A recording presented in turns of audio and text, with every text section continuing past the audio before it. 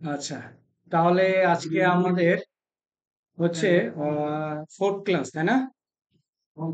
ওকে, fourth class. আজকে আমরা quick books অনলাইনে যে যে টপিকগুলো দেখবো, সে টপিকগুলো একটু যদি আমি রিমাইন্ড করে দিই। Inventory quantity adjustment, pay down credit card, use of petty cash, fund transfer, invoice and bill with class and location, তারপরে bill assign by customer billable, import invoice and bill, use of journal entry, bank loan amortization, record fixed asset, calculation of depreciation and disposal. ঠিক আছে, এই 10টা item হচ্ছে আমরা আজকে দেখার চেষ্টা করব। তাহলে আসেন সবার শুরুতে আগে আমরা দেখি ইনভেন্টরি কোয়ান্টিটি অ্যাডজাস্টমেন্ট। আচ্ছা, ইনভেন্টরি কোয়ান্টিটি অ্যাডজাস্টমেন্ট বেসিক্যালি কি আগে আমাদেরকে এটা বুঝতে হবে। ইনভেন্টরি কোয়ান্টিটি অ্যাডজাস্টমেন্টটা হচ্ছে আমরা যখন আমাদের স্টকে কোন একটা প্রোডাক্টের ফিজিক্যাল কাউন্টিং এর সময় যখন আমরা সেটাকে না পাই, তখন সেটা কি করতে হয়, মাঝে মধ্যে অ্যাডজাস্ট করতে হয়। ঠিক আছে, তো এখন এটাকে আমরা কিভাবে করব, প্লাস নিউ আইকন থেকে আমরা চলে যাব স্টক কোয়ান্টিটি অ্যাডজাস্টমেন্টে।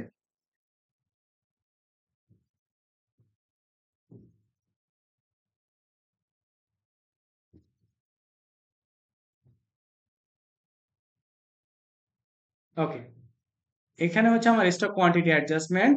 অ্যাডজাস্টমেন্ট ডেট, প্রথমে তারা আমাকে জানতে যাচ্ছে অ্যাডজাস্টমেন্ট অ্যাকাউন্ট মানে কোন চার্ট অফ অ্যাকাউন্ট এটা হিট করবে, রেফারেন্স নাম্বার, তার প্রোডাক্ট সার্ভিস আইটেম ডেসক্রিপশন, কত কোয়ান্টিটি অন হ্যান্ড আছে, কত নিউ কোয়ান্টিটি আছে, চেঞ্জ ইন কোয়ান্টিটি কত হয়েছে, সেই সম্পূর্ণ জিনিসগুলো আমরা দেখব। তাহলে তার আগে আমরা একটু রিপোর্ট জেনারেট করে আসি বা রিপোর্টটা দেখে আসি যে আমাদের কি কি প্রোডাক্ট আমার হাতে আছে, যেটা আমরা অ্যাডজাস্টমেন্ট করতে যাব।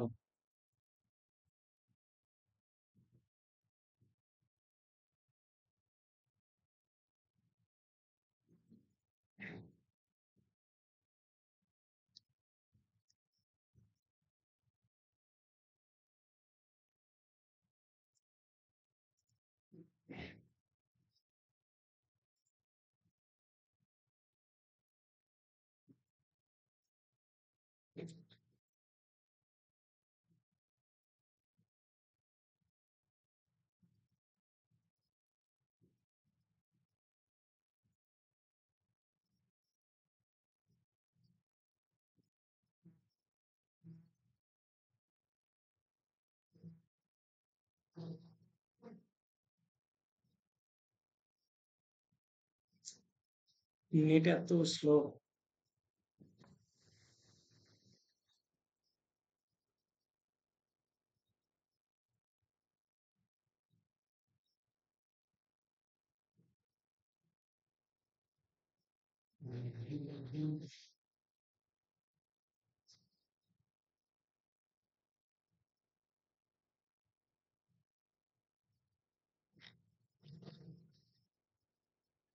ওকে, আমরা এখান থেকে একটু স্টক কোয়ান্টিটি অ্যাডজাস্টমেন্টটা একটু আমরা বের করার চেষ্টা করি। Stock valuation detail.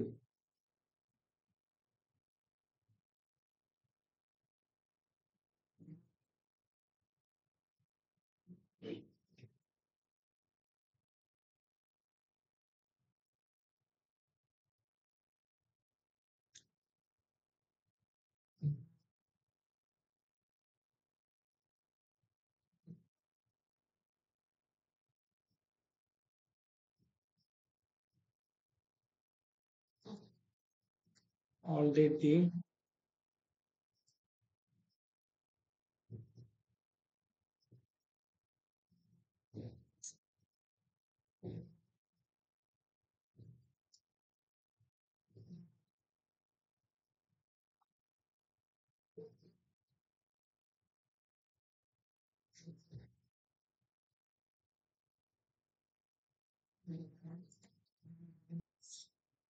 আচ্ছা, তাহলে আমরা আমাদের যেহেতু স্টক ভ্যালুয়েশন অ্যাডজাস্টমেন্ট করব আমরা, স্টক ভ্যালুয়েশন অ্যাডজাস্টমেন্ট জিনিসটা কি আগে আমাকে সেটা বুঝতে হবে। স্টক ভ্যালুয়েশন অ্যাডজাস্টমেন্টটা হচ্ছে আমরা যখন ফিজিক্যালি আমাদের মানে আর কি স্টোরে গিয়ে চেক করব যে আমাদের স্টক কত আছে। আমাদের কাগজ কলম এবং স্টকের সাথে অনেক সময় দেখা যাবে যে কোনো না কোনো রিজনে হইতে পারে সেটা মালিক বাসা নিয়ে গিয়ে নিজে ব্যবহার করতে পারে, হইতে পারে কোথাও থেকে আমি একটা স্যাম্পল কোনো কিছু পেলাম, তাই না? এই এইসব কারণে একবার বাড়তেও পারে অথবা সেই জিনিসটা কি কমে যেতেও পারে। তো এখন এই জিনিসটাকে অ্যাডজাস্ট করার জন্য কুইক বুকস আমাদেরকে একটা অপশন দিয়ে রাখছে, ক্লাস নিউ এর আন্ডারে স্টক কোয়ান্টিটি অ্যাডজাস্টমেন্ট। এখন আমরা একটু দেখব অ্যাডজাস্টমেন্ট করবো আর কি। ধরেন ডায়াগনস্টিক এন্ড টেস্টিং ইকুইপমেন্ট কয়টা আছে? 95টা না? ধরে নিলাম এখান থেকে দুইটা মানে আর কি ব্যবহার করে ফেলছে, কোনো না কোনো ব্যবহার হয়েছে অথবা নষ্ট হয়ে গেছে। ঠিক আছে, ব্যবহার হয়েছে অথবা নষ্ট হয়ে গেছে, তাহলে কটা থাকবে? যদি দুইটা চলে যায়, 93টা থাকার কথা। Okay fine. তারপরে আমরা দেখব হচ্ছে লাইফ সেভিং হ্যাঁ, লাইফ সেভিং ইকুইপমেন্ট আছে হচ্ছে 3টা। আচ্ছা, আমি নতুন একটা কোন একটা কোম্পানির সাথে একটা ডিলিংসে গেলাম, সেই কোম্পানি আমাকে দুইটা এক্সট্রা করে দিল, বললো যে আপনি এই দুইটা ব্যবহার করে দেখেন, যদি ভালো লাগে তাহলে আমার কাছ থেকে অর্ডার করবেন, মানে স্যাম্পল আমাকে দিল।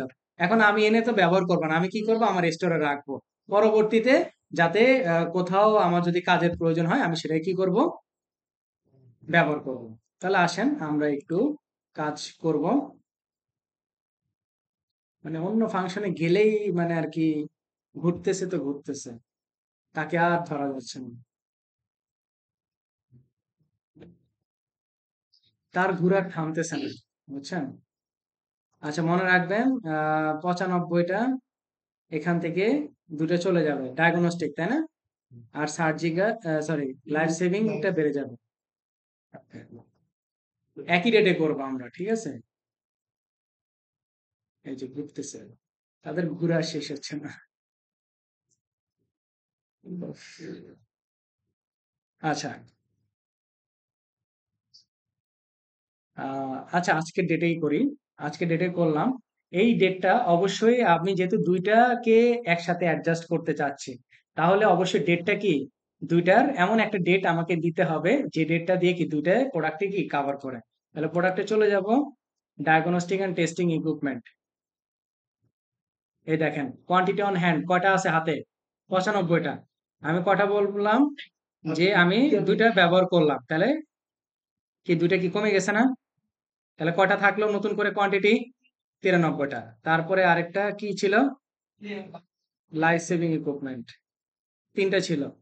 আরো আমাকে দুইটা দেওয়ার কারণে আচ্ছা দেখেন, মাইনাসও হইতে পারে, প্লাসও হইতে পারে, বাড়তেও পারে অথবা কমতেও পারে। ঠিক আছে, যেটাই হোক না কেন আপনার স্টকের সাথে আপনার বুকের যে কোয়ান্টিটিটা আছে সেটা বাড়ুক অথবা কমুক, যেটাই হোক না কেন আপনাকে কিসের মাধ্যমে সেটেল করতে হবে? স্টক কোয়ান্টিটি অ্যাডজাস্টমেন্টের মাধ্যমে। আমি এটা কি করব, 7 ক্লোজ করব। ওকে, আমি আবার এসে একটু রিপোর্টে এসে আমি আবার একটু রান রিপোর্ট করব।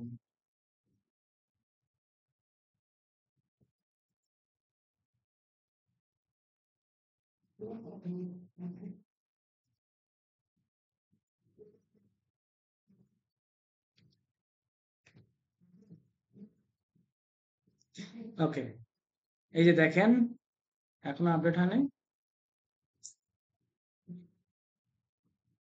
আপডেট হয়েছে তো ভাই, 93 আছে।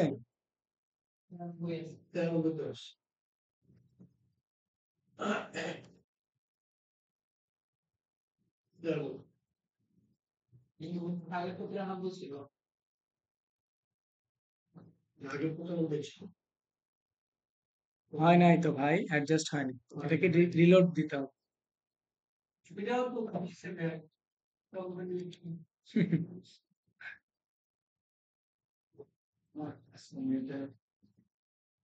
আজকে ছিল আমার গত ব্যাচে সবথেকে গুরুত্বপূর্ণ class, fibre, Upwork, Glassdoor, ended, 4টা মার্কেট প্লেস ক্লাস ছিল।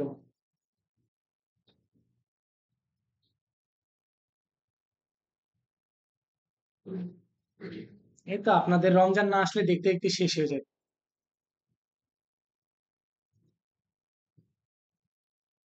রমজান মাসে কি আচ্ছা দেখেন, স্টক কোয়ান্টিটি অ্যাডজাস্টমেন্ট আগে ছিল 95টা, দুইটা কমে গিয়ে কয়টা হয়েছে? 93টা হয়েছে। তাহলে আমার কাছে কোয়ান্টিটি অন হ্যান্ড হাতে কত আছে? 93টা। তার ভ্যালুটাকে সে অটোমেটিক ক্যালকুলেশন করে। আর সবসময় মনে রাখবেন যে কুইক বুকস বা অনেক ক্লাউড অ্যাকাউন্টিং সফটওয়্যারে most of the cases FIFO method ব্যবহার করে। আমরা যে মেথড গুলো জানি, ফিফো, লিফো, তারপরে কি ওয়েটেড অ্যাভারেজ, যে মেথড গুলো আছে সেই মেথড গুলোর মধ্যে শুধু ফিফোটাকে সে কাউন্টেবল রাখে। আর লাইফ সেভিং ইকুইপমেন্ট তিনটা ছিল, পরবর্তীতে দুইটা হয়ে তার রেটটাকে সে হিসাব করে কোয়ান্টিটি অন হ্যান্ড বের করে ফেলছে। ঠিক আছে, এখন তার হাতে কয়টা আছে? পাঁচটা আছে। কথা বোঝাতে পারছি? এইভাবে করে আমরা কোন একটা স্টকের মানে আর কি আমাদের ফিজিক্যাল কাউন্টের সাথে আমাদের বুকের যে মেলবন্ধন আছে সেই মেলবন্ধনটাকে মিলানোর জন্য আমরা এইভাবে স্টক কোয়ান্টিটি অ্যাডজাস্টমেন্ট দিয়ে সেই জিনিসটাকে অ্যাডজাস্ট করতে পারবো। ঠিক আছে? আচ্ছা, এটা গেলো আমাদের স্টক কোয়ান্টিটি অ্যাডজাস্টমেন্ট। তারপর আসেন পে ডাউন ক্রেডিট কার্ড। আচ্ছা, ক্রেডিট কার্ড দিয়ে আমরা তো নর্মালি কোনো না কোনো কিছু কিনে থাকি, তাই না? আচ্ছা, এখন ক্রেডিট কার্ডের সিস্টেমটা কি? আমাকে আগে টাকা ব্যবহার করতে দেয়, তারপরে টাকা পরিশোধ করতে হবে। কার কার আছে ক্রেডিট কার্ড? আর কারোই নাই নাকি? কেউ ভয় তুলতেছেন? আরে ভাই সমস্যা নাই,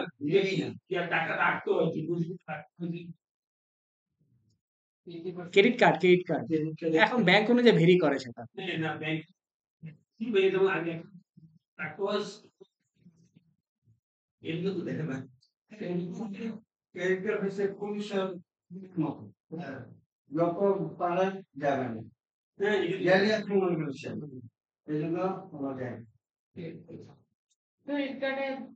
এটা আমি পরে বুঝতে পারছি ভাইয়া, এই জিনিসটা আমাকে কেউ আগে অ্যাডভাইস দেয়নি।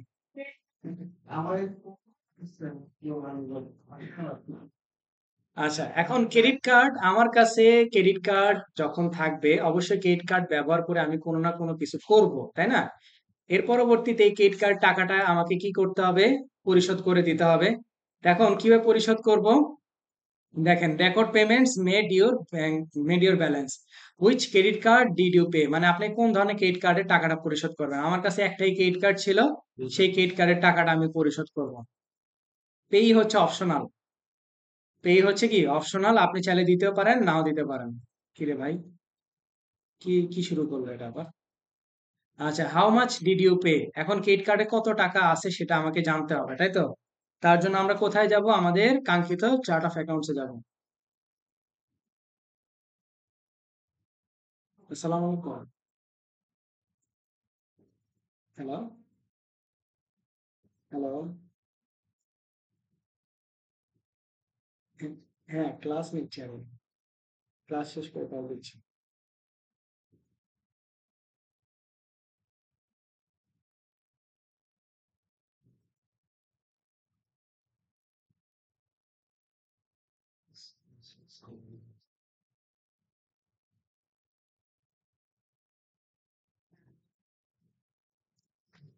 ওকে, ক্রেডিট কার্ডে কত টাকা আছে সেটা আমরা একটু দেখে আসি। সেটা দেখবো কোথায়? আমাদের চার্ট অফ অ্যাকাউন্ট, ট্রানজেকশন থেকে চার্ট অফ অ্যাকাউন্টসে যাব।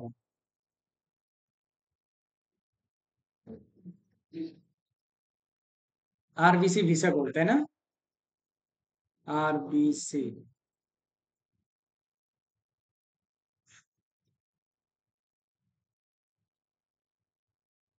RBC visa code. হ্যাঁ, এখানে কত আছে? 329, তাই না? ওকে, আমি আপাতত পক্ষে $300 পে করে দিই, তাই তো? আচ্ছা, আজকে পে করব। কোন ব্যাংক থেকে পেমেন্ট করবেন? অবশ্যই কোনো না কোনো ব্যাংক থেকে তো আপনাকে পরিশোধ করতে হবে ক্রেডিট কার্ডের টাকাটা, তাই না? ক্যাশে তো আর পরিশোধ করতে পারবেন না। তাহলে আমরা কি করব? ধরে নিলাম ওয়েলস ফার্গো ব্যাংক থেকে। এখন আপনার যদি এই পেমেন্টটা যদি কোনো চেকের মাধ্যমে হয়ে থাকে, তাহলে এটাকে ক্লিক করবেন এবং চেকের যে আপনার নাম্বারটা থাকবে সেই নাম্বারটা এখানে বসাবেন। আর মেমো অ্যান্ড অ্যাটাচমেন্ট, মেমো মানে হচ্ছে আপনি এটা নোট লিখে রাখতে পারেন, আর অ্যাটাচমেন্টে হচ্ছে ওই যে চেকের যে পাতাটা আছে সেই পাতার কি একটা ছবি রেখে দিতে পারেন। ঠিক আছে, আমি আপাতত কোনোটাই করবো না, 7 ক্লোজ করে দেবো। ওকে, এই যে you have successfully recorded payment 3000 on your credit card balance, indication আমাকে দিয়ে দিছে। আচ্ছা, তাহলে এইভাবে করে আমরা কি করতে পারি? আমরা আমাদের বা আপনার যে ক্লায়েন্ট গুলো থাকবে সেই ক্লায়েন্টের অনেক ধরনের ক্রেডিট কার্ড থাকতে পারে। সেই ক্রেডিট কার্ডে যখন পেমেন্ট করতে হবে তখন আপনাকে প্লাস নিউ আইকন থেকে আধারের আন্ডারে পে ডাউন ক্রেডিট কার্ড ব্যবহার করে সেটাকে পরিশোধ করতে হবে। ওকে, এরপরে আসেন পেটি ক্যাশ। পেটি ক্যাশের আগে ফান্ড ট্রান্সফারটা একটু বুঝেন। পেটি ক্যাশ শুনে অনেকের মনে অনেক আনন্দ জেগে গেছে, যদিও, কারণ আমরা বাস্তবিক জীবনে পেটি ক্যাশ ব্যবহার করি, তাই না? আচ্ছা, সবার আগে ব্যাংক ট্রান্সফারটা একটু বুঝি। ট্রান্সফারটা কি? ট্রান্সফার হচ্ছে আমার একটা অ্যাকাউন্ট থেকে অন্য আরেকটা ব্যাংক অ্যাকাউন্টে আমি কি করব? আমার ব্যালেন্সটাকে ট্রান্সফার করতে পারবো। তাই তো? আচ্ছা, আমি একটু দেখি আমার কোন ব্যাংকে কি অবস্থার মধ্যে আছে। আচ্ছা, এখানে আছে ওয়েলস ফার্গোতে আছে হচ্ছে $6,405, আর ব্যাংক অফ আমেরিকাতে আছে $4,130.16। এখন আমি ব্যাংক অফ আমেরিকা থেকে ওয়েলস ফার্গোতে $1,000 ট্রান্সফার করব। তাহলে কোথা থেকে ট্রান্সফার করতেছি? Bank of America. দেখেন ডান পাশে আপনাকে ব্যালেন্সটা সে শো করতেছে। কোথায় ট্রান্সফার করব? Wells Fargo. এই যে দেখেন তার ব্যালেন্সটাও কি আপনার এখানে শো করতেছে। Currency US dollar, transfer amount হচ্ছে $1,000। ডেটটা সবাই ঠিক করে দিবেন। আমি আজকে ডেট দিয়ে করলাম, হ্যাঁ। তারপরে হচ্ছে ট্রান্সফারের যদি কোনো নোট বা কোনো ছবি থাকে অ্যাটাচড করে দেবেন। Transfer saved. কারো মনে কি কোনো কোশ্চেন আছে যে মানে আর কি আমরা যে এত কাজ করতেছি ব্যাক এন্ডে কি জার্নাল হচ্ছে কি হচ্ছে না? হুম? কোনো কোশ্চেন নাই? ভাইয়া ওই ক্রেডিটটা পে ডাউনটা একটু আমি বলবেন যে কি? ৩,০০০ আমরা কি পেমেন্ট করে দিলাম? হ্যাঁ, পে ডাউন মানে কি? পে ডাউন, পরিশোধ করলাম। ক্রেডিট কার্ডের যে অ্যামাউন্টটা সেটা আমরা কি করলাম?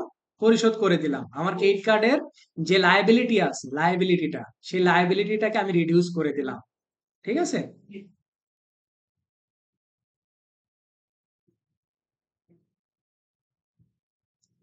দেখেন তো, ৩,১৩০, ১,০০০ কমে গিয়ে এখানে ১,০০০ বেড়ে গেছে। আপনি চাইলে এখান থেকে অ্যাকাউন্ট হিস্ট্রিতেও যেতে পারেন। অ্যাকাউন্ট হিস্ট্রিতে গেলে আপনাকে জিনিসটা দেখাবে যে transfer ১,০০১ bank of America savings. এখান থেকে কোথায় আসে? ওয়েলস ফার্গোতে আসে না? এই যে ডিপোজিট ১,০০০ হয়েছে। বুঝাইতে পারছি? এই যে দেখেন, এই যে ব্যালেন্স ৭,৪০৫.০। এভাবে করে আমরা একটা ট্রান্সফার বা একটা অ্যাকাউন্ট থেকে অন্য আরেকটা অ্যাকাউন্টে আমরা টাকা ট্রান্সফার করতে পারি। সেটা সেভিংস অ্যাকাউন্ট হোক, সেটা চেকিং অ্যাকাউন্ট হোক, যে অ্যাকাউন্টই হোক না কেন। ঠিক আছে? তারপর আসুন পেটি ক্যাশ। বারবার বলে দিচ্ছি, পেটি ক্যাশ বলতে কুইক বুকস অনলাইনে কোনো ওয়ে নাই, কোনো ওয়ে নাই। তাহলে এখন পেটি ক্যাশ, ধরেন আপনার একটা বাঙালি ক্লায়েন্ট আসছে, সে বাঙালি ক্লায়েন্ট আপনাকে বলতেছে যে আমি তো পেটি ক্যাশ ব্যবহার করি। তাহলে সেটাকে আপনি কিভাবে এখানে কুইক বুকসে জিনিসটাকে প্রপারলি মেনটেন করবেন?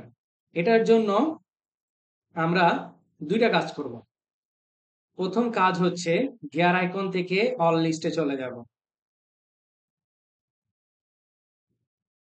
আচ্ছা, গিয়ার আইকন থেকে অল লিস্টে চলে যাব। সেখান থেকে আপনি পেমেন্ট মেথড অ্যাড করবেন পেটি ক্যাশ নামে। ঠিক আছে? আচ্ছা, পেটি ক্যাশ নামে আমাকে সাজেস্ট করছে, আপনাদেরকে নাও করতে পারে, আপনারা লিখবেন, জাস্ট সেভ করবেন।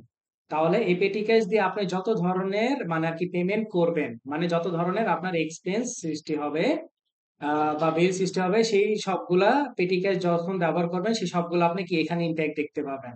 আরেকটা কাজ আপনাকে পাশাপাশি করতে হবে, সেটা হচ্ছে চার্ট অফ অ্যাকাউন্ট একটা ক্রিয়েট করতে হবে, তার নাম মানে laser account. Laser account create করব, সেটার নাম হচ্ছে পেটি ক্যাশ দেব।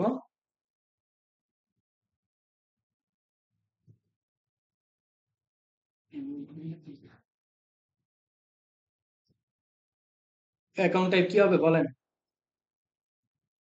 মানে cash in hand, cash in hand, cash in bank. Cash on hand. ঠিক আছে? হ্যাঁ, এই ক্যাশ ইন হ্যান্ড একটু ক্লিক করলে একটা জিনিস, আমাদের একটা ব্যাংক ছিল ওই আমেরিকান, হুম, ওখানে ওটা আমরা দেখছি সেভিংস অ্যাকাউন্ট ছিল। এই যে সেভিংস। হ্যাঁ, তখন তো সেভিংস এ ক্লিক করবো তো না? হ্যাঁ, যদি কারেন্ট অ্যাকাউন্ট হয় কারেন্ট অ্যাকাউন্টে ক্লিক করুন। হ্যাঁ, আর এই যে client trust account, money market, Reigns in hand, এগুলো এখন আর তেমন একটা ব্যবহার হয় না। যেহেতু আমরা ইউকে ট্রায়াল ভার্সনটা ব্যবহার করতেছি না, ওদের ওই দেশে এই জিনিসগুলো এখনো মানে আর কি বর্তমান আছে, মানে চলমান আছে এই জিনিসগুলো। কিন্তু আমরা সবাই জানি যে ট্রাস্ট অ্যাকাউন্ট নাই কিন্তু, তাই না? ট্রাস্ট অ্যাকাউন্ট নাই, ট্রাস্টের পরিবর্তে যে হোল্ডিং সাবসিডিয়ারি অ্যাকাউন্ট গুলো আসছে, তাই না? মার্জার অ্যামালগামেশন করেই তো এগুলো আসছে। তো ওই জন্য আমাদের এই জিনিসগুলো তেমন ব্যবহার হয় না। নর্মালি সচরাচর ব্যবহার হয় cash on hand, current account, এটা কি সেভিংস অ্যাকাউন্ট। ঠিক আছে? এখন যদি বলে যে আপনার ক্লায়েন্ট বলে যে পেটি ক্যাশের কিছু ব্যালেন্স আছে আমার, হাতে কিছু টাকা আছে পেটি ক্যাশ, ঠিক আছে? তখন আপনি ব্যালেন্স, ওপেনিং ব্যালেন্স ধরেন যে $20,000 আপনার হাতে কি আছে, ঠিক আছে? এখন ডেটটা দিবেন, ঠিক আছে? ডেটটা দিয়ে সম্পূর্ণ কি সেভ করে দিন। এটাই কাজ। এখন কি হবে তাহলে বলেন তো, কাজটা কি হবে? আপনি যখন পেটি ক্যাশ ব্যবহার করে কোন ধরনের আপনার সাপ্লাই রিলেটেড ফর্ম আপনি ব্যবহার করতেছেন, সেটার ইম্প্যাক্টটা আপনার কি হবে? একে করে পেটি ক্যাশের এই যে যে জিনিসটা আছে এখানে আপনারা দেখতে পাবেন। আরেকটা জায়গায় দেখতে পাবেন আপনার যে পেমেন্ট মেথড আছে, সেই পেমেন্ট মেথডে গিয়ে পেটি ক্যাশের যে ডান পাশে যে রান রিপোর্টটা থাকবে, এই যে রান রিপোর্টটা থাকবে, সেই রান রিপোর্টটা করেও কিন্তু আপনারা দেখতে পারবেন যে আপনার পেটি ক্যাশে সকল ধরনের ট্রানজেকশন গুলো, ঠিক আছে? এটা ছাড়া আর অন্য কোনো ওয়ে নাই যে আপনার মানে আর কি যে কোনো ধরনের ক্লাউড অ্যাকাউন্টিং সফটওয়্যার পেটি ক্যাশ ব্যবহার করা, ঠিক আছে? যেটা আমাদের ডেস্কটপ ভিত্তিক সফটওয়্যার গুলাতে ছিল, টালি বা ইআরপি তে, এগুলাতে ছিল পেটি ক্যাশের একটা ব্যবহার ছিল, কিন্তু বাইরের এই ক্লাউড অ্যাকাউন্টিং সফটওয়্যারে সেই কাজগুলো নাই। ওকে, তাহলে পেটি ক্যাশের ব্যবহার যদি হয় তাহলে আপনারা এইভাবে করতে পারেন, এই জন্য দেখানো। ট্রান্সফার করবো না ব্যাংক ভাই এই যে টাকা ট্রান্সফার করতে হবে না? হুম। ব্যাংক থেকে টাকাও যেতে হবে। হ্যাঁ, পেটিকেট ব্যবহার করার জন্য আবার টাকা ওই পেটিকেশন ট্রান্সফার করতে হবে টাকা। নিয়ে আসলাম তো, ওপেনিং ব্যালেন্স নিয়ে আসলাম না? না, এরপরে যদি টাকাটা তোমরা শেষ করলাম, করার পর আমার মনে করো যে হ্যাঁ, এটাকে অন্য কোনো কোথাও মানে আর কি ব্যাংকে ট্রান্সফার করবেন, তখন ট্রান্সফারে গিয়ে দিবেন, ঠিক আছে? তখন ট্রান্সফারে গিয়ে দিতে হবে। আমার বলতেছে যে হুম। টিকেটও উঠাইতে হবে। তাহলে জার্নাল দিবেন, হ্যাঁ। জার্নাল দিয়ে করতে হবে, ঠিক আছে? পেটি ক্যাশ ডেবিট, ব্যাংক ক্রেডিট করে দিয়ে আপনার জার্নালের মাধ্যমে, কারণ ওপেনিং ব্যালেন্স আনার ভাই ওই দুইটা, হয় জার্নাল ব্যবহার করেন অথবা আপনার কি ওই যে চার্ট অফ অ্যাকাউন্টের সময় সেই ব্যালেন্সটা দেন, দুটো যে কোনো একটা ওয়েতে আপনাকে করে আসতে হবে। ওকে, এরপরে আসেন আমাদের যে বেসিক্যালি যে কাজটা, আজকের আমাদের কাজ invoice and bill with class and location, মানে ক্লাস এবং লোকেশন সম্পর্কে আমরা একটু জানবো। আহ একটু অল লিস্টে যাই, গিয়ার আইকন থেকে অল লিস্টে চলে যাব। এখানে ক্লাস এবং লোকেশন আছে কি একটু ভালো করে চেক করে দেখেন তো। হ্যাঁ, chart of account, payment, recurring terms, product service attachment, product category tag, custom form style, currency এবং কাস্টম ফাইলস। হ্যাঁ, কোম্পানি ফিলিংস আমরা ওটা অফ রাখছিলাম, এক্স্যাক্টলি। এখন আমরা এটা দেখবো। অ্যাকাউন্টস এন্ড সেটিংস এ গেলাম, সেখান থেকে কোথায় যাব? অ্যাডভান্সে যাব, যাই অ্যাডভান্সে, ট্র্যাক ক্লাস এন্ড লোকেশন, এখান থেকে দুইটাকে অন করে দেব। আচ্ছা, এবার আসেন ক্লাস এবং লোকেশনটা কি সেটা আমাকে একটু ধারণা নিতে হবে। ক্লাস এবং লোকেশনটা যদি বলি, ক্লাস সম্পর্কে ধারণা বলি, সবাই তো আমরা মোটামুটি কম বেশি হোক সুপার শপে কেনাকাটা করছে, তাই না? এখন সেখানে কি থাকে, বিভিন্ন ক্যাটাগরি ওয়াইজ থাকে। আপনি যাবেন যে বেবিদের জন্য একটা পার্ট থাকে, তারপরে ওমেন্সদের জন্য, তারপর গ্রোসারি আইটেমের জন্য, ফিশের জন্য, তারপর আপনার ভেজিটেবলের জন্য, এই যে প্রত্যেকটাকে ক্লাসিফিকেশন করা হয়েছে তাদের কি নেচার অনুযায়ী, তাই না? এখন ঠিক এখানেও তাই, আমরা যখন ক্লাসগুলোকে দিব, আমাদের যে বিজনেসে যে সকল মানে আর কি বিজনেস ওনাররা আছে, তারা অনেক সময় জানতে চায় যে আমার এই সেকশনে বা এই ক্লাসে আমার কতটুকু বেনিফিট হয়েছে, বা এই সেকশনটা আমাদের কি আদৌ চালিয়ে যাওয়া উচিত কিনা, ঠিক আছে? আমরা অবশ্য মনে রেলিভেন্ট কস্টিং পরে আসছিলাম সম্ভবত, যদি অনার্স মাস্টার আমি যদি ভুল না করে থাকি, রেলিভেন্ট কস্টিং এর সেটা ছিল যে বাই সেলের অপশন ছিল, তারপরে আরেকটা ছিল হচ্ছে শিফটিং এর একটা অপশন ছিল, মানে দুইটা শিফট চালু আছে। এখন আপনি তৃতীয় শিফটটা চালু করবেন কিনা এটা নিয়ে আপনাকে একটা ডিসিশন নিতে হইতো, তাই না? এই যে ডিসিশন নেওয়াটা, কেন ডিসিশন নিবে, অবশ্যই সেটার একটা কি বেনিফিট আপনার পাইতে হবে, তাই না? এখন ধরেন আপনার সুপার শপের মধ্যে আপনি দুইটা ক্যাটাগরি রাখছেন, একটা হচ্ছে যে আপনার কি কি বলবো, যে খেলনা আইটেম, একটা খেলনা আইটেম রাখছেন, আর একটা হচ্ছে আপনার নর্মাল মানে আর কি ড্রেস আপের জন্য, নর্মাল ড্রেস আপের জন্য রাখছেন। এখন আপনি অবশ্যই আপনার মাস শেষে বা একটা নির্দিষ্ট সময় শেষে আপনার জানার প্রয়োজন পড়তে পারে যে এক্স্যাক্টলি আমার ওই ক্লাসে কি আদৌ লাভ হচ্ছে কিনা। যদি না হয় তাহলে তো আমি ওই সেকশনটা রাখবো না, হ্যাঁ, বন্ধ করে দিব, তাই না? তাহলে এই জন্যই ট্র্যাক করতে হয় যে আমাদের ওই ক্লাস অনুযায়ী আমাদের মানে আর কি কত ধরনের লাভ এবং লস আছে সেগুলো আমাকে জানার জন্য আমাকে এই ট্র্যাক ক্লাসটা অপশনটাকে অন করে দিতে হবে। তারপরে এখানে বলছে warn me when transaction is not assigned a class, মানে যদি কোনো ট্রানজেকশন আমি ক্লাস ব্যতীত করে থাকি, তখন সে আমাকে ওয়ার্নিং দিবে। আচ্ছা, আমি ক্লিক করলাম, তারপরে বলছে অ্যাসাইন ক্লাস। ক্লাসটা কিভাবে আমি ডিফাইন করব? ওয়ান টু ইন্টার ট্রানজেকশন, মানে ওই সকল ট্রানজেকশনের জন্যই কি একটা আমি ক্লাস ডিসাইড করব, নাকি one to each row in transaction, মানে প্রত্যেকটা ট্রানজেকশনের জন্য আমি করব? অবশ্যই আমি প্রত্যেকটা লাইনের বা প্রত্যেকটা রো এর জন্য আমি সেই কাজটা করব।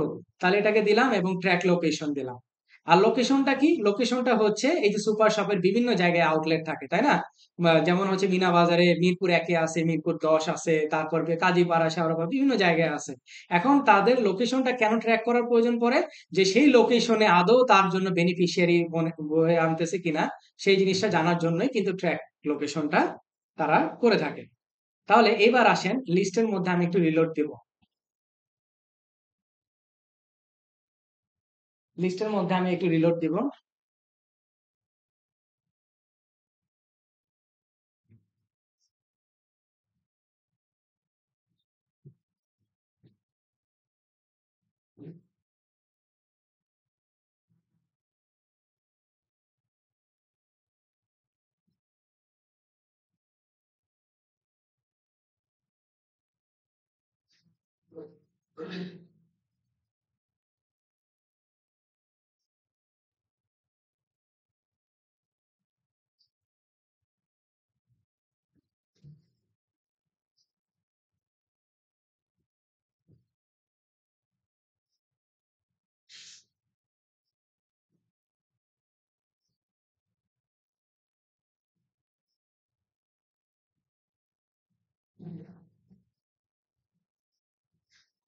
এই ব্যাচের স্টুডেন্ট কি আর বেশি দেখবো না আমি? হুম? মনে তো হচ্ছে ব্যাচ আস্তে আস্তে পিছনের দিকে যাচ্ছে। হ্যাঁ, এটা কেন? নাকি সবাই কোর্সের আগে ইনকাম শুরু করে দিচ্ছে?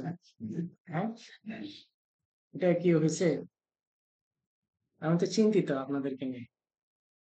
দেখেন, এই যে আমি এটাকে কেন বলি যে ম্যাজিক অপশন, এতক্ষণ ছিল না, এখন ক্লাসও আসছে, এখন লোকেশনে চলে আসছে। দেখছেন? এতক্ষণ ছিল না, এখানেই মানে আর কি লুকায়িত কিছু জিনিস আমরা খুঁজে পাবো। এখন আপনাদের সাথে যে ফোল্ডারটা আমি দিব, invoice and bill with class and location, কাস্টমারের নেম, তার মানে কি আমাকে কি করতে হবে? ইনভয়েস করতে হবে। আর এরপর একটা সাপ্লায়ার নেম, তার মানে কি করতে হবে? আমার একটা বিল করতে হবে। বিল পারচেজ অর্ডার না ভাই, বিল করতে হবে। ঠিক আছে? আচ্ছা, এখন এই যে দেখেন আমি ক্লাস দিয়ে দিছি, আমি কি লোকেশন দিয়ে দিছি, তাই না? এখন আগে আমাদের প্রথম করণীয় কাজ হচ্ছে লোকেশন গুলাকে অ্যাড করে নেওয়া। লোকেশনে যাব, ঠিক অ্যাজ এ সিম্পল। এখন এখানে ভাই অনেক কথা বলছে, সিম্পল ভাবে বলে দিই। কোন লোকেশনেরও সাব লোকেশন থাকতে পারে, তাই না? ধরেন পুরো একটা এরিয়া একটা আউটলেট থাকতে পারে, তার ভিতরেও আরেকটা থাকতে পারে সাব লোকেশন হিসেবে। তারপরে হইতে পারে যে আপনার সেলস এর যে ফরম্যাটটা আছে, এই যে যে লোকেশনটা আপনি ব্যবহার করতেছেন, সেটা কি ডিফারেন্ট সেলস ফর্মের জন্য কিনা, বা আপনার শুধুমাত্র কাস্টমারের জন্য। হ্যালো, হ্যালো, হ্যাঁ, কেন?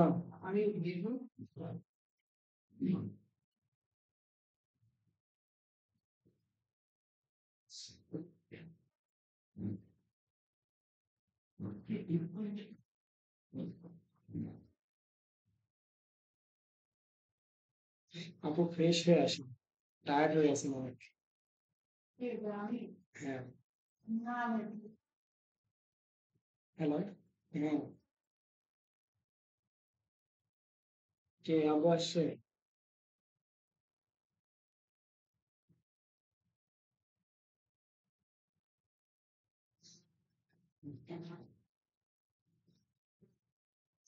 আচ্ছা, আমি দেখতেছি। হ্যাঁ, হ্যাঁ, আসবো আসবো, রাখ।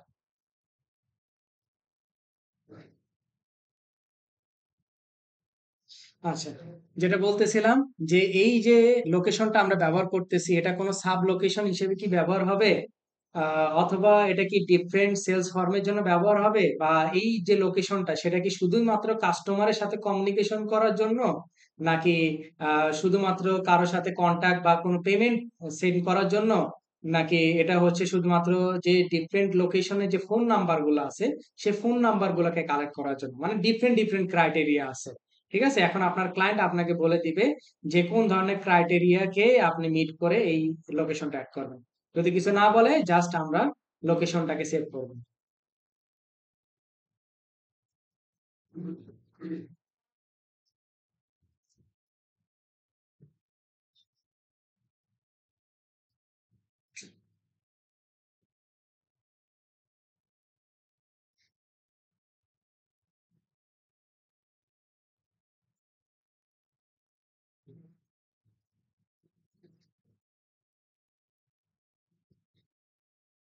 বাহ, একটা অ্যাড হয় না, 6টা অ্যাড হয়ে আছে, কি বলবো।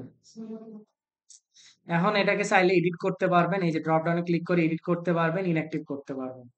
আমার এতগুলো দরকার নেই, এত নিউ ইয়র্ক দিয়ে আমি কি করব।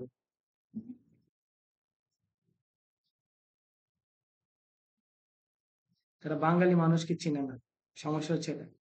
আচ্ছা, তারপর লোকেশন আরেকটা অ্যাড করবো, ইলিয়ন্স।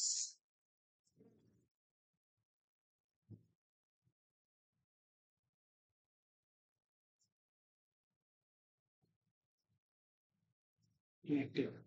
ওকে, আবার চাইলে অ্যাক্টিভও করতে পারবো থেকে, এই যে গিয়ার আইকন থেকে ইনক্লুড ইনঅ্যাক্টিভ সহ দিলে কি আপনার ইনঅ্যাক্টিভ গুলো চলে আসবে, আবার এখান থেকে অ্যাক্টিভ করে নিতে পারবেন। ঠিক আছে, তাহলে আমাদের প্রথম কি আমরা লোকেশন গুলাকে অ্যাড করে নিলাম। যে যে লোকেশনে আপনার ক্লায়েন্ট বিজনেস করে সেই লোকেশন গুলাকে দেওয়ার পরে আপনি অ্যাড করে নেবেন। এরপরে আসেন ক্লাস। ঠিক আছে, ক্লাসও আমরা কিভাবে করব, নিউতে। নিউতে গিয়ে আমি কয়েকটা ক্লাস অ্যাড করি। ডায়াগনস্টিক অ্যান্ড টেস্টিং ইকুইপমেন্ট, এটা কি সাব ক্লাস কিনা, না দিয়ে দেওয়ার দরকার নাই। তারপর আবার নতুন আরেকটা অ্যাড করব, লাইফ সেভিং ইকুইপমেন্ট।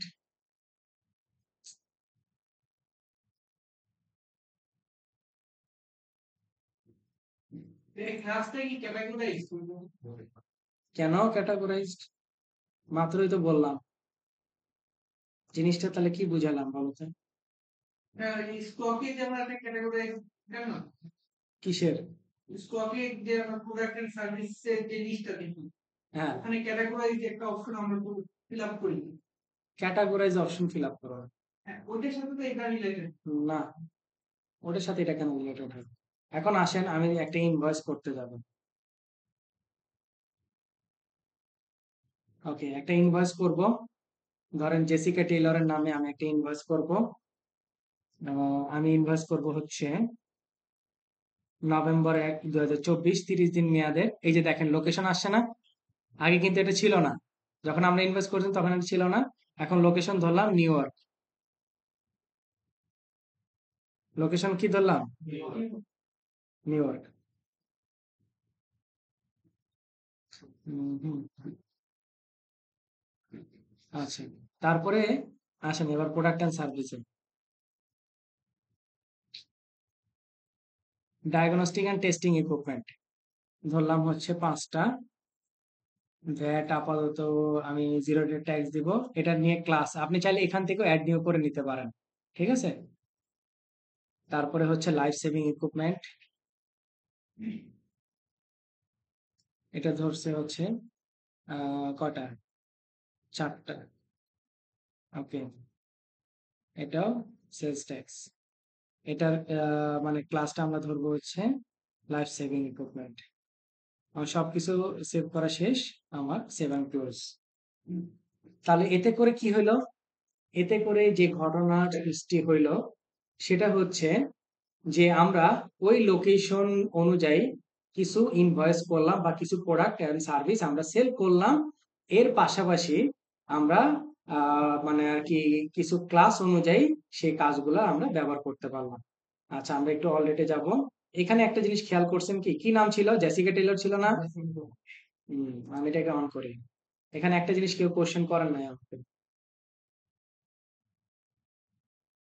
দেখেন ক্লাস কিন্তু এটার মতো না, লোকেশন কি পুরো ট্রানজেকশনের জন্য একটা না, আর ক্লাসটা আমি ওই যে ওয়ান টু ইচ রো বলছি না, প্রত্যেকটা রো এর জন্য এই জন্য কি দুইটা আলাদা আলাদা আছে। যদি এন্টায়ার বলতাম তাহলে এই যে লোকেশনের মতো করে এভাবে থাকতো, ঠিক আছে, এখানে একটা বক্স থাকতো, জাস্ট আমি ওই পুরো ট্রানজেকশনের জন্য একটা মাত্র আমি ক্লাস সিলেক্ট করে দিতে পারতাম, ঠিক আছে। এই জন্যই আমি ওইখানে ওয়ান টু ইচ রো বলে দিছি, প্রত্যেকটা রোতে আমি কাজ করবো, এই জন্য প্রত্যেকটা রোতে আমি আলাদা আলাদা ক্লাসকে আমি ডিফাইন করতে পারতেছি। ওকে, আচ্ছা, ঠিক একইভাবে আপনারা এটা কমপ্লিট করবেন। এটা ইনভয়েস, আর এটা হচ্ছে কি একটা আপনাদের বিল। ক্লিয়ার? ইনভয়েস এবং বিলটা আপনারা কমপ্লিট করবেন। এরপরে আসেন কিভাবে ইনভয়েস ইম্পোর্ট করতে হয় এবং বিল করতে হয় সেটা আমরা দেখব।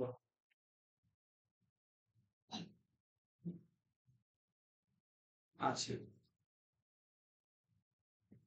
ইম্পোর্ট ইনভয়েস আমি শুধু ইনভয়েসটা করে দেখাবো, আপনারা বিলটাও করবেন। গিয়ার আইকন থেকে আমরা কি করতেছি, ইম্পোর্ট করব, তাই না? তাহলে আমার গিয়ার আইকন থেকে টুলস এর আন্ডারে ইম্পোর্ট ডাটাতে আমাকে যেতে হবে। যাওয়ার পরে বেসিক্যালি এই 10টা আইটেম ব্যতীত কুইক বুকস এর আর কোনো আইটেম নাই যেটাকে আপনি সরাসরি ইম্পোর্ট করতে পারেন। এটার মধ্যে আমরা অলরেডি কাস্টমার কিভাবে ইম্পোর্ট করতে হয় সেটা জেনে আসছি, সাপ্লায়ার কিভাবে করতে হয়, চার্ট অফ অ্যাকাউন্ট কিভাবে করতে হয়, প্রোডাক্ট এন্ড সার্ভিস কিভাবে করতে হয় সেটা আমরা দেখে আসছি।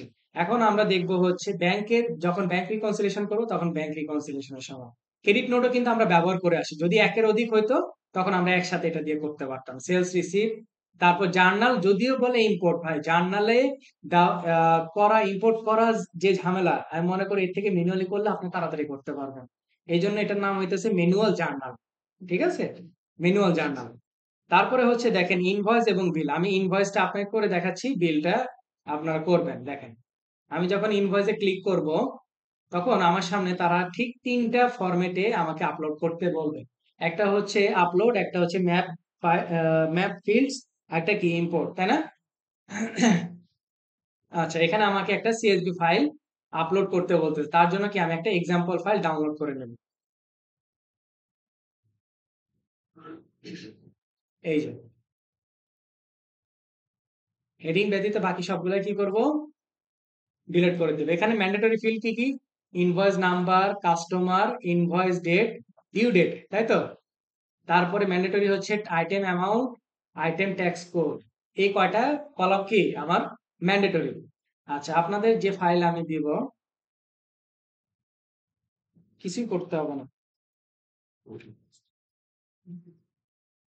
অনেক সহজ কাজ, শুধু কপি আর পেস্ট। আচ্ছা, একটা জিনিস খেয়াল রাখেন যে বাস্তব জীবনে কিন্তু কপি পেস্ট চলে না। আচ্ছা, ওকে, এখানে ভালো করে একটু খেয়াল করেন, 1025-এর জন্য আমি 3টা কেন লাইন করছি, কেউ কি বলতে পারবেন? হ্যাঁ, বলেন তো।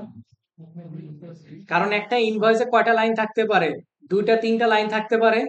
এখন তাই বলে 2টা 3টা লাইনের জন্য কি আমি একবার নাম্বার লিখবো না, আমাকে 3টা লাইন হলে 3বার নাম্বার লিখতে হবে, কিন্তু ভালো করে খেয়াল করে দেখেন। কাস্টমারের নেম, তারপরে হচ্ছে কি ইনভয়েস ডেট, ডিউ ডেট। সবই একই কাজ চলে যাচ্ছে। জি, একই কেন দেখাইছে বলেন তো, কেন দেখাইছে? কারণ এটা হচ্ছে কি আপনার ম্যান্ডেটরি ফিল্ড। ম্যান্ডেটরি ফিল্ড বলার অর্থ হচ্ছে আপনার ওই ইনভয়েস বা ওই বিলে আপনার যদি 10টাও লাইন থাকে আপনাকে 10বারই ওই ইনভয়েসের অথবা বিলের নাম্বার লিখতে হবে, ঠিক আছে। 10বারই কাস্টমারের নাম লিখতে হবে, 10বারই ইনভয়েসের ডেট লিখতে হবে, 10বারই ডিউ ডেট লিখতে হবে। প্রোডাক্ট তো ভিন্ন ভিন্ন আছে। প্রোডাক্ট ভিন্ন ভিন্ন, এই যে দেখো না এখানে প্রোডাক্ট কি, প্রথমটা সার্জিক্যাল ইকুইপমেন্ট, পরটা লাইফ সেভিং, পরটা হ্যান্ড স্যানিটাইজার, তিনটা আলাদা আলাদা না, কিন্তু তিনটে কি একই ইনভয়েসের আন্ডারে না, জি, তিনটা কি একই ইনভয়েসের আন্ডারে, তাহলে ইনভয়েস নাম্বারও সেম রাখতে হবে, কাস্টমার নাম্বারও সেম রাখতে হবে, invoice date due date same রাখতে হবে, মানে ম্যান্ডেটরি ফিল্ড ফাঁকা রাখা যাবে না, ঠিক আছে। যদি 10টাও থাকে 10বারই আমাকে ম্যান্ডেটরি ফিল্ডটাকে ফিল আপ করে রাখতে হবে। তারপরে দেখো এই যে 26, এই যে 26-এ আমি 3টা দিছি, তারপরে 27-এ আমি 2টা দিছি, আমি মানে আপনাদের এর মধ্যে আমি ভেরিয়েশন আনার চেষ্টা করছি। 27-এ 4টা, এই যে 4টা, হ্যাঁ, এই যে ১, ২, ৩, ৪ চারটা আইটেম। তারপরে দেখেন ২৮ এ কটা? ২টা, ২৯ এ কটা? একটা। ঠিক আছে? এতে করে আপনি বুঝতে পারবেন যে হ্যাঁ, আমার মানে আরকি একটা আইটেম হইলে কেমন হয়, ২টা হইলে কেমন হয়, ৩টা বা ৪টা এরকম এক বা একাধিক হইলে কেমন হয়। আমরা ফাইলটাকে সেভ করব। সেভ করে এবার ইম্পোর্ট এর পালা। ব্রাউজ করব। আমাদের কাঙ্ক্ষিত জায়গায় আমরা চলে যাব। সেখান থেকে আমরা ওপেন করে দিলাম। তারপরে বলছে your CSV file have no more than 1000 row. মানে 1000 রো এর বেশি সে CSV ফাইলটা নিবে না। তারপর বলছে add new contact that don't already exist in QuickBooks। আচ্ছা,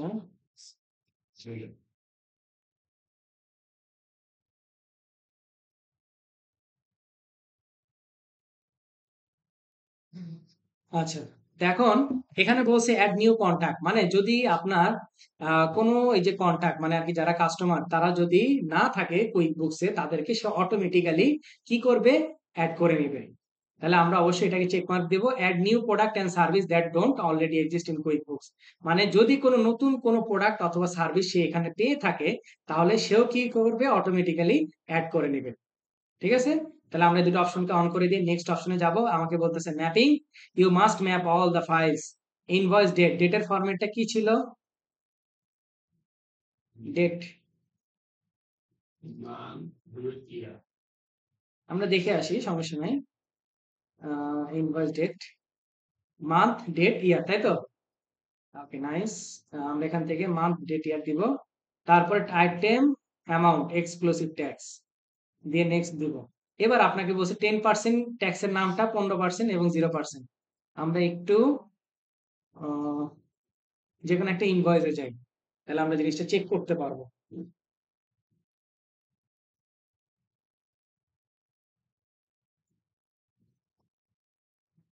15% কি ছিল? মাল্টি কারেন্সি, না? তাহলে 15% নামে দিব হচ্ছে মাল্টি কারেন্সি ট্যাক্স 10%। ওকে, 10% হচ্ছে সেলস ট্যাক্স, আর 0% হচ্ছে জিরো রেটেড, তাই না? ওকে, দিয়ে নেক্সট অপশনে যাবো। এই যে দেখেন 5টা ইম্পোর্ট ইনভয়েস ইম্পোর্ট হয়েছে। দেখেন 4টা নতুন করে প্রোডাক্ট কি অ্যাডও হয়ে যাচ্ছে। ঠিক আছে? ওই অপশন না দিলে কি আমার অ্যাড হতো না। Start importing.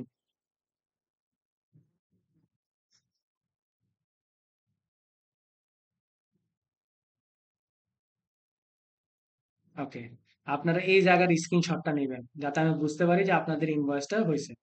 এবার ইনভয়েস যে হয়েছে আমরা একটু চেক করে আসি। কোথায়? সেলস অপশনে যাব। অল সেলসে গিয়ে অল। আমাদের ইনভয়েস নাম্বার কত থেকে শুরু ছিল? 25 থেকে, তাই না? একটু চেক করি আমরা। ইনভয়েস নাম্বার 26 আছে, 25 আছে, তারপরে আর কোথায়? 27, 28, 29 দেখছেন? সবই আছে। এখন আমি একটা ওপেন করেই দেখি, 25 নাম্বারটাই ওপেন করে দেখি।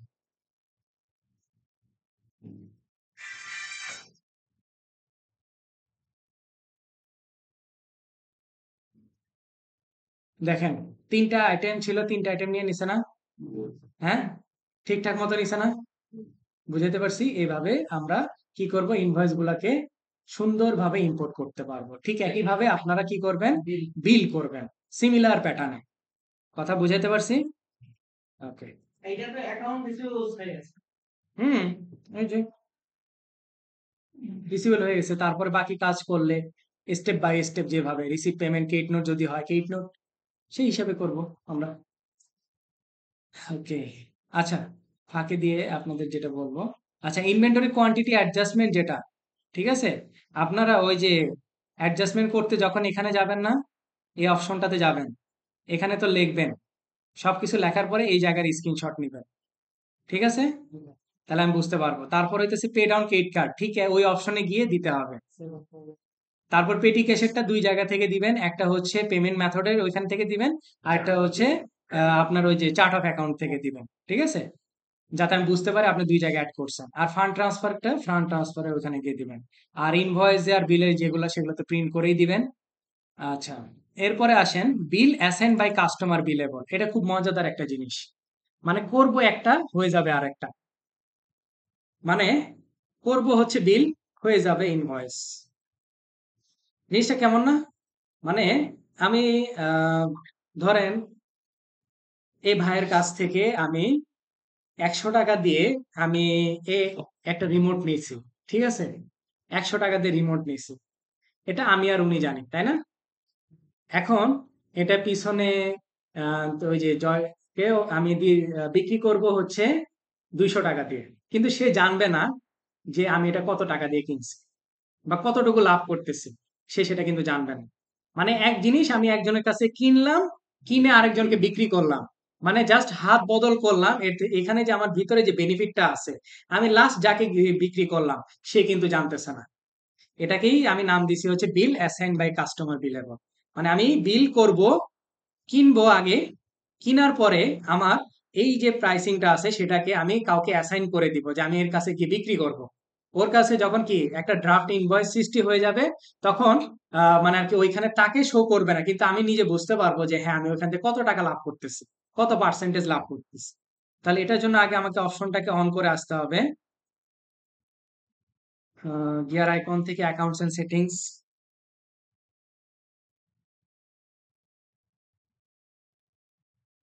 কোথায় যাওয়া যায়? এই যে এক্সপেন্স অপশনে যাব, এখান থেকে মেক এক্সপেন্স এন্ড আইটেম আর বিলেবল। এখান থেকে মার্কআপ, মার্কআপ মানে হচ্ছে কত পার্সেন্ট প্রফিট করতে চাই, ডিফল্ট একটা রেট দিতে পারেন, পরবর্তীতে কিন্তু চেঞ্জ করা যাবে। ধরে নিলাম আমি 50% একটা লাভ করতে চাই। তারপর track billable expense and item as income, single account যেভাবে আছে ওইভাবে থাকবে। আর বিল পেমেন্ট যদি আপনি দিতে চান যে আপনি কত দিনে নরমালি ড্রাফট আকারে দিতে, সরি বিলটা ডিফল্ট আকারে দিতে পারেন, সেই হিসাব করে আপনি সেভ করে দেন। আচ্ছা, এই অপশনটা অন করে আসার পরে এখন আমি আপনাদের ফাইল অনুযায়ী যদি দেখি,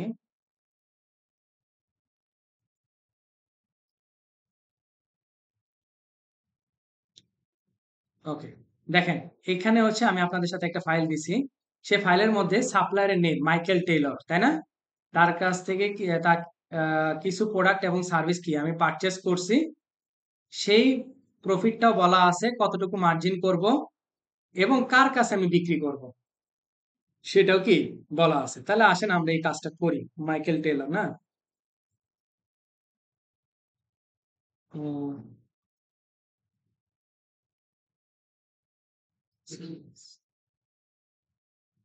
সরি বিলে যেন গিয়ে এক্সপেন্স চলে গেছে।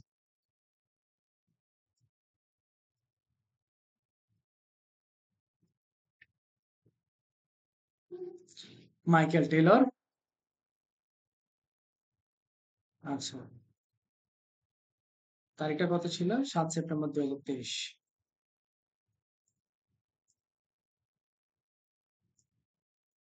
আচ্ছা, ডিউ ডেট অটোমেটিক্যালি চলে আসবে। লোকেশনে আমার প্রয়োজন নেই আপাতত। সার্জিক্যাল টেবিল ডায়াগনস্টিক,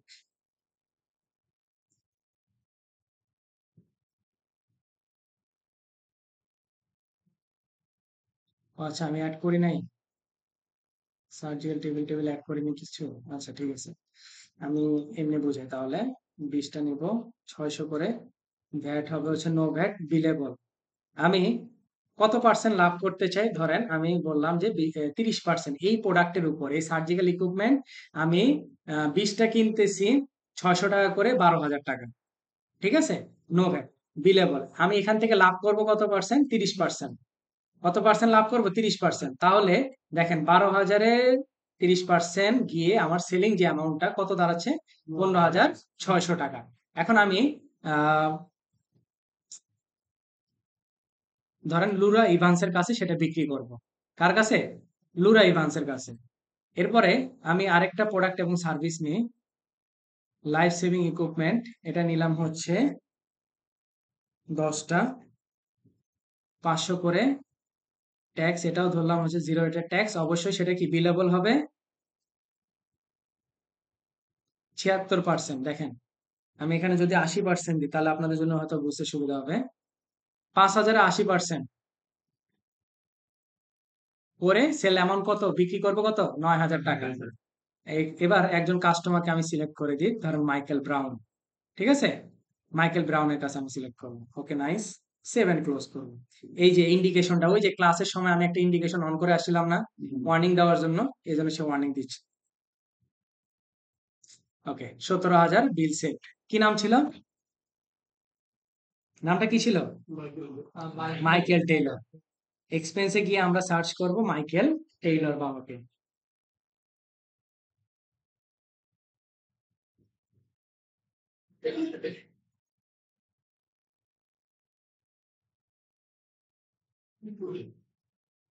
এই যেটা, ওকে, আমি এটাকে অন করব।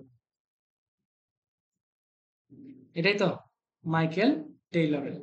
আচ্ছা, এবার আসেন কাস্টমার নাম কি কি? লুরা ইভান্স আর মাইকেল ব্রাউন, তাই না? আমি এবার চলে যাব সেল সেন্টারে।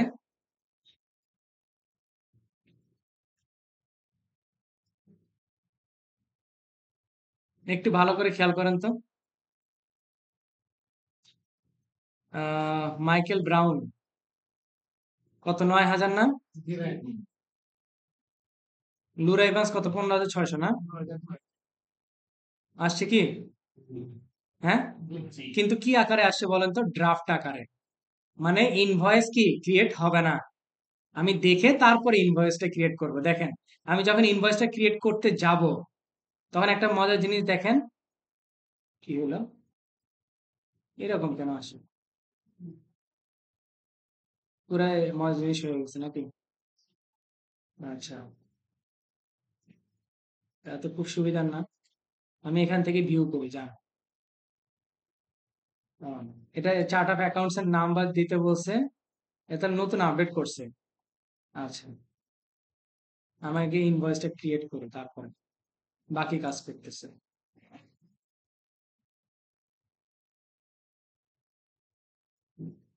আচ্ছা, একে পরিশোধ করে দিই, ঠিক আছে? টাকাটা পরিশোধ করে দিই, বেচারাকে ঝুলায় রেখে লাভ নাই। মেক পেমেন্টে যাব। মেক পেমেন্টে সেপ্টেম্বরের 30 তারিখে পেমেন্ট করে দিলাম সম্পূর্ণ টাকায়। এই যে মাইকেল টেলর কি, সে পেড হয়ে গেছে। এরপর আসেন আমরা সেল সেন্টারে যাব।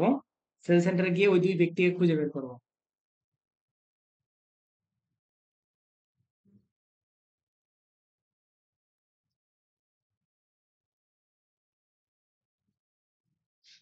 এই যে, তাই না? আমি যখন ক্রিয়েট ইনভয়েসে যাব, এই ক্রিয়েট ইনভয়েসে যাব। মাইকেল যে কিনবে রোগার কাছে বিক্রি করবে। জি, একটা প্রোডাক্ট একজনের কাছে আমি বিক্রি করছি। এই যে দেখেন, এই যে কি লেখা আছে নিচে? কি লেখা আছে? ইওর কাস্টমার ওন্ড সিরিজ, মানে একদম ইনভিজিবল আকারে লেখা, বুঝছেন? ইনভিজিবল আকারে লেখা, মানে এটা আমার কাস্টমার কি, সে দেখতে পাবে না।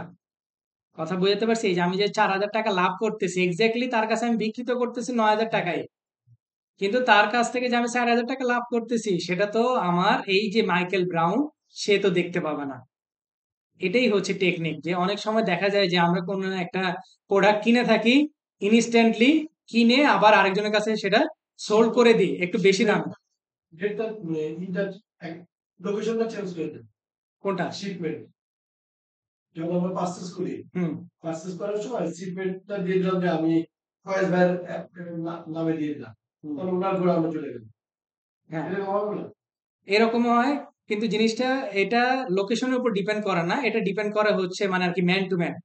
আমি কিনছি একজনের কাছ থেকে, কিনে আমি দিয়ে দিলাম। জাস্ট স্টোর করা মাত্রই অথবা স্টোর না করেও তার কাছে তাকে বললাম যে ভাই আমার বিলটা এখানে পাঠায় দেন, ঠিক আছে? এরকমও হইতে পারে। এটা আর কি দেখানোর জন্য আর কি, বেসিক্যালি আপনাদের দেখানো। ঠিক আছে, এটা ড্রাফট আকারে থাকবে যখন আমি ইনভয়েসটা ক্রিয়েট করব, কারণ ইনভয়েস যে এরপরে যে কোনো একটা সময় হতে পারে বা ওই দিনও হইতে পারে। ঠিক আছে, করে তারপর আমরা সেভ এন্ড ক্লোজ করে দেব। ঠিক আছে, এটাই হচ্ছে মানে আমরা করব একটা, হয়ে যাবে দুইটা। না, আরেকটা না ভাই, হয়ে যাবে দুইটা।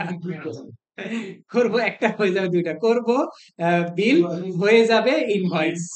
ঠিক আছে, এটা আর কি। আচ্ছা, আপনার তাহলে ফাইল অনুযায়ী করবেন। আচ্ছা, এর উল্টাটা হতে পারে না? যেমন যেমন আমরা ইসে বিল দিয়ে ইনভয়েস আসছি, ইনভয়েস দিয়ে বিলের দিকে যাওয়া হবে। ইনভয়েস দিয়ে বিলের দিকে হ্যাঁ, কেমনে পসিবল?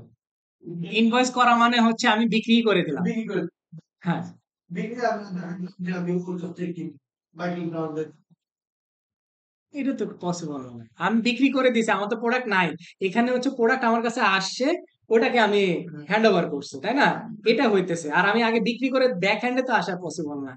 ব্যাক হ্যান্ডে তো তার সাথে তার লেনদেন হইতে পারে, তাই না? কারণ ওই প্রোডাক্ট তো আমার কাছে নাই।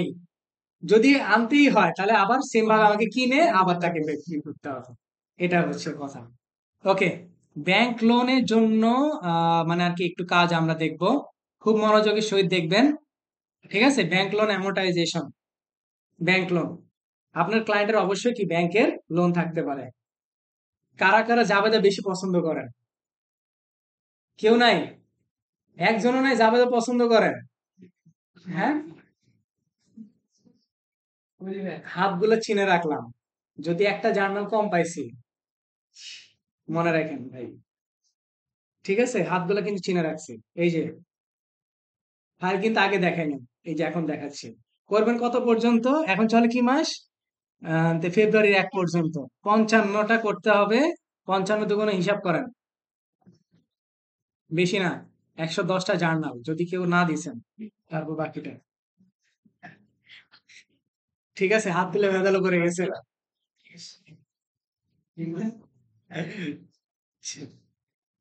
ভাই এটা মনে করেন না যে টাকা আসবে না তাই বলে কাজ করবো, এটা যাতে না হয়। ঠিক আছে, প্র্যাকটিসে গাফিলতি করা যাবে। আচ্ছা, এখন আপনার ক্লায়েন্টের কি ব্যাংক লোন থাকতে পারে, সেই ব্যাংক লোনটা আমরা বেসিক্যালি কুইক বুকস অনলাইনে কিভাবে সেটেল করব।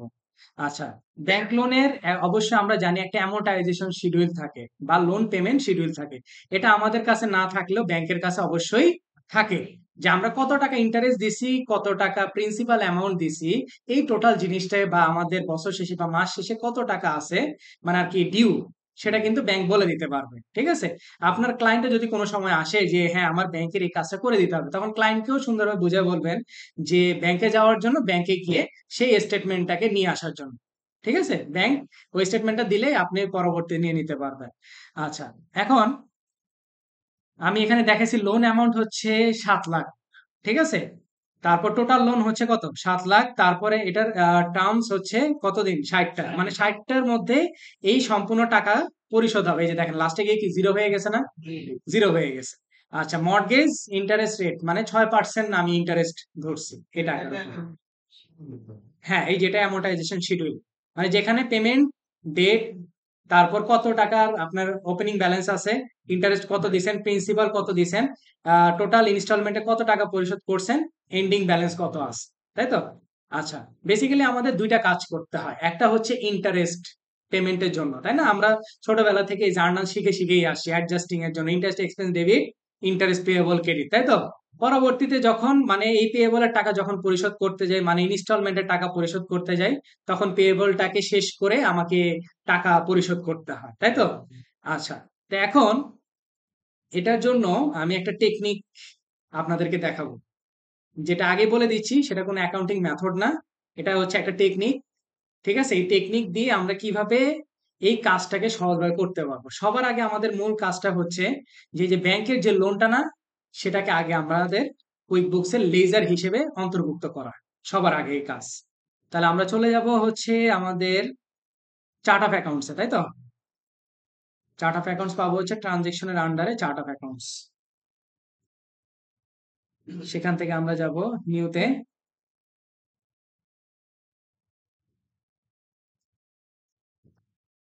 Bank loan. ওকে, ব্যাংক লোন। ব্যাংক লোনটা কি হবে আমার বলেন তো? Current liability? কে বললেন ভাইয়া ক্রেডিটর্স কেমনে পসিবল? কারেন্ট লাইবিলিটি কেমনে? একটা দীর্ঘমেয়াদী লোন কি কারেন্ট লাইবিলিটি হয়? হ্যাঁ, 60টা মেয়াদে টাকা পরিশোধ করবেন, তাহলে এটা কারেন্ট কেমনে হয়? নন কারেন্ট। নন কারেন্টের মধ্যে লং টার্ম লোনস। ভাই কেন বলছি আপনাদের ওই চার্ট অফ অ্যাকাউন্টের এই সিরিজটা দেখার জন্য ভাই? কেন বলছি? অবশ্যই সেটার গুরুত্ব আছে তো, তাই না? কেউ না দেখলে এখন কেমনে করবো বলেন? আপনাদেরকে ভিডিও করে দিই, তারপর আপনারা দেখেন, কিছু বলার নাই তো, তাই না? হ্যাঁ, দেখছেন? কি বলেন? আচ্ছা, জুলাই নরমালি যে মাসে হয় তারপরের মাস থেকে মানে আর কি, মানে ইন্টারেস্টের কাউন্টিংটা হয়, তাই না? ওই মাসে তো আর হয় না, এরপরের মাস থেকে। আমাদের 2020 সালের অগাস্টে। আমি কিন্তু একটু ব্যাক ডেটে দিয়ে দিছি। জুলাই অগাস্টের 1। ওকে, ঠিক আছে। অগাস্টের 1 7 লাখ ব্যালেন্স, লং টার্ম ব্রোয়িংস আমি সেভ করে দেব। সবাই এই লেজারের দিকে শুধু মনোযোগ দিবেন, আর অন্য কোনো জায়গায় না। জুলাই মাসে এটা কিন্তু বলে হবে। ব্যাংক লোন, আচ্ছা কি বলেন ভাই? ডেট 8 কেন দিচ্ছ? পেমেন্টই তো করবো, আগের মাসের ইয়ে দিব না? ঠিকই তো দিয়েছিলাম, সেভ করে দিন। Yes. আচ্ছা, ব্যাংক লোন আমি দিলাম কত? 7 লাখ। এখন আমি এমন একটা কাজ করব, একবার ব্যাংক লোনকে বাড়াবো, একবার কমাবো। আমার কথা কি, দিন শেষে তো আমার এই এন্ডিং ব্যালেন্সটা মিলাইতে হবে, তাই না? এন্ডিং ব্যালেন্সটা মিলাইতে হবে, আমি পেয়েবল করব না। পেয়েবল করা মানে হচ্ছে আরেকটা পেরেশানি, মানে আবার এই অ্যাডজাস্টিং এন্ট্রি ঝামেলার চক্করে আমাকে পড়তে হবে। আমাকে বেসিক্যালি দুইটা জিনিসে এন্ট্রি দিতে হবে, একটা হচ্ছে ইন্টারেস্ট, একটা কি ইনস্টলমেন্ট, তাই না? তা আসে না, আমরা ইন্টারেস্টের জন্য ইয়া দিব। এটা পেমেন্ট ডেট কবে? আগস্টের 1। তার মানে কি আগের দিন, মানে আর কি জুলাইয়ের 31 তারিখে সেটা কি ডিউ হয়েছে, তাই না? ডিউ হয়েছে, ওকে। তাহলে ডিউ হইলে আগে আমি এটার জন্য একটা জার্নাল দিব। কোথায় গেলে পাবো জার্নাল? ক্লাসের আন্ডারে জার্নাল এন্ট্রি, ওকে। এখান থেকে ডেট আগে ইয়ে করব, জুলাই, জুলাইয়ের 31 তারিখ, ঠিক আছে। আচ্ছা, অ্যাকাউন্টের নাম ইন্টারেস্ট এক্সপেন্স, ইন্টারেস্ট এক্সপেন্স নাই। আচ্ছা আমি অ্যাড করি, দাঁড়াও, এখান থেকে অ্যাড করব।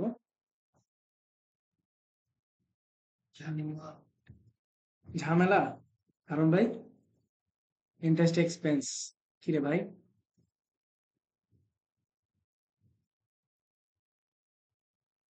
আহারে ওমর খোদা,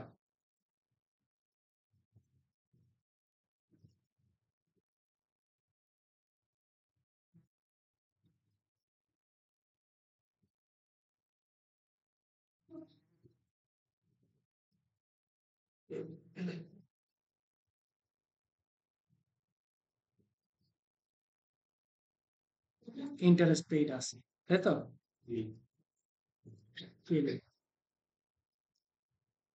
মানে খুব যন্ত্রণা দিতেছে আমাকে।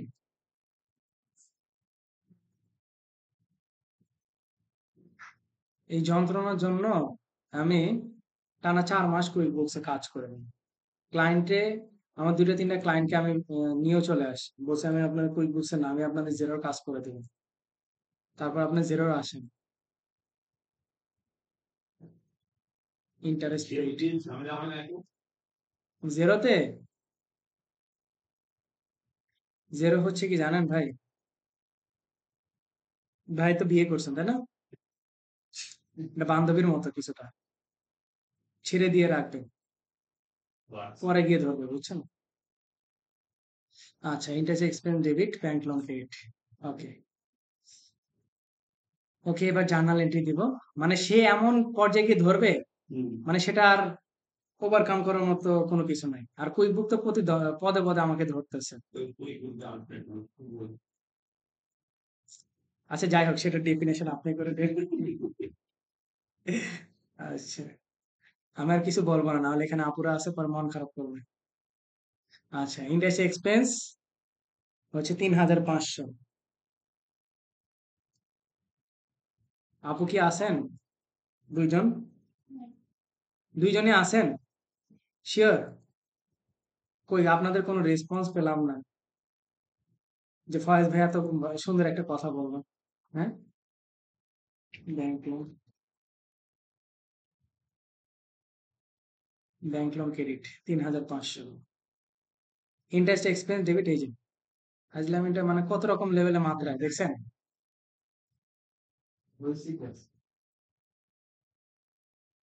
Interest expense debit, bank loan credit, এতে করে আমি কি করলাম? ব্যাংক লোনটাকে বাড়াই দিলাম, তাই তো? ইয়েস, এই যে এটা মানে চলে যাচ্ছে, কি যে একটা অবস্থা, কি নেটওয়ার্ক দেওয়া হচ্ছে নাকি? নেটওয়ার্কের কারণে হচ্ছে।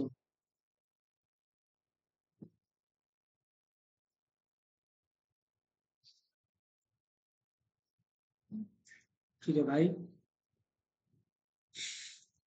কি করা যায় এটা নিয়ে বলেন তো? এই ছায়া দেন। হ্যাঁ, এটা দেখি। ভাইয়া আজকে ছেড়ে দেন। কেন? এটাই নেটওয়ার্ক নাই। এখন এরপরের দিন যে ঠিক থাকবে সেটা কি আমরা জানি? ছেড়ে দিলেই তো ছেড়ে দেওয়া যায় না, বললে তো ছেড়ে দেওয়া যায় না, তাই না? ধরে রাখার জন্য কি হাজার চেষ্টা করতে হবে। টাকা কেমন একটা সহজ না, কষ্ট করে। অনেক পাওয়া যাবে না। Actually শেষ।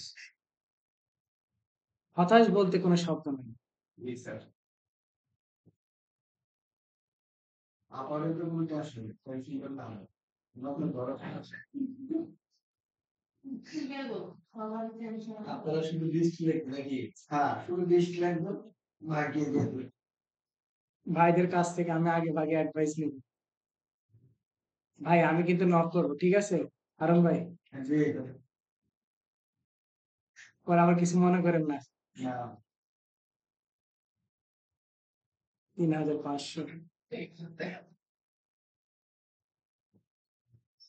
3500। ভাই সবাই কি কি বলে, দুনিয়াতে কি সবাই এক্সপিরিয়েন্স হয়?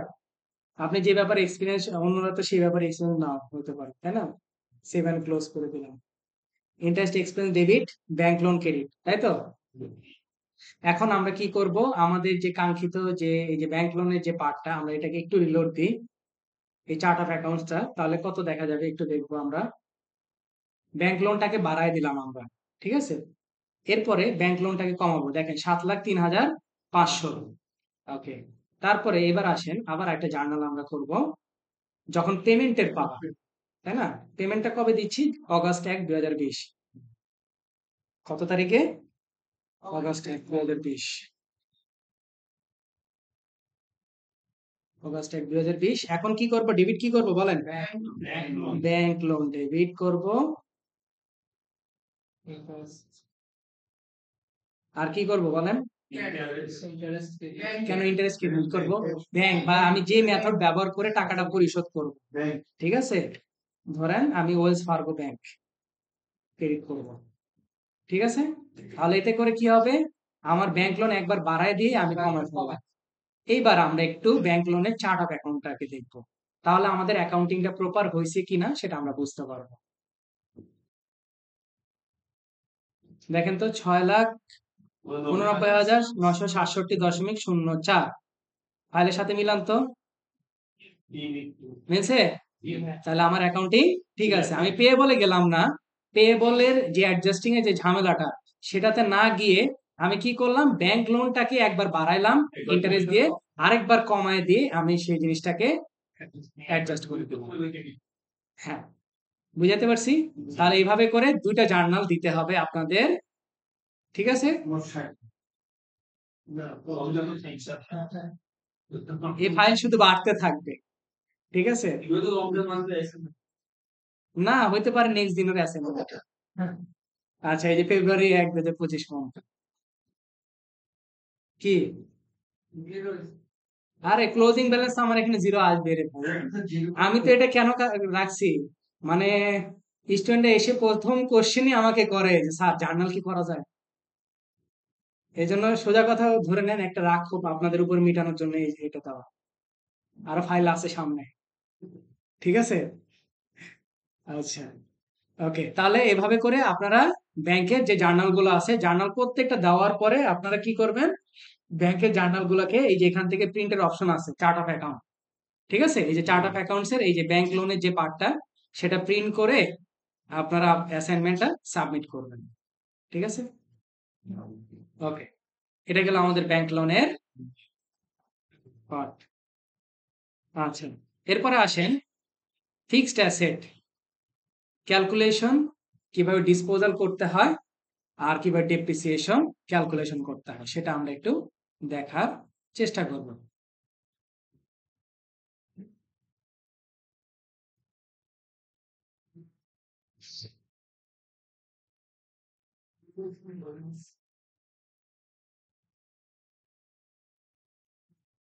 ফাইল ইম্পোর্ট করে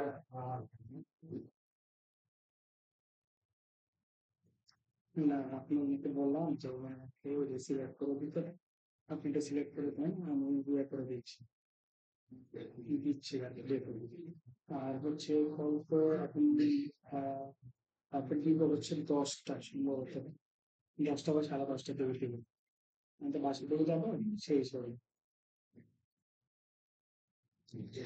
ওকে ফাইল এইখানে ডেট অফ পারচেজ দিয়ে দিছি ইয়ার অফ পারচেজ ফিক্সড অ্যাসেটের ক্যাটাগরি ভেন্ডর সাপ্লাই দেখেন তারপরে হচ্ছে original cost current period depreciation মানে আমি একটা ডেপ্রিসিয়েশন ক্যালকুলেশন করে নিছি তারপরে হচ্ছে তার বুক ভ্যালু কত আছে তার ইউজফুল লাইফ কত যদি সেল বেস ভ্যালু দিই নাই তা ছোট করে একটা ন্যারেশন আর কি দিলাম ঠিক আছে ওকে এখন আসেন নরমালি আমরা কি করব এই যে অ্যাসেট গুলা আছে সেই অ্যাসেট গুলাকে আগে রেকর্ড করব তারপর ডেপ্রিসিয়েশন ক্যালকুলেশন করব তারপরে কি ডিসপোজাল করব আপনারা এই 7টা অ্যাসেটেরই ডিসপোজাল করবেন কথা বুঝাতে পারছি তাহলে আমাদের কি কি চার্ট অফ অ্যাকাউন্ট লাগবে সবার আগে আমাকে এটা ব্রেনে নিতে হবে চার্ট অফ অ্যাকাউন্ট কি লাগবে প্রথমে আমি যে অ্যাসেটটা করব ধরেন আমি এয়ার কন্ডিশনারটাকে আমি অ্যাড করব তাহলে প্রথমে এয়ার কন্ডিশনার নামে আমার একটা ফিক্সড অ্যাসেটের চার্ট অফ অ্যাকাউন্ট লাগবে তারপর 2 আমার কি লাগবে ডেপ্রিসিয়েশনের নামক একটা চার্ট অফ অ্যাকাউন্ট লাগবে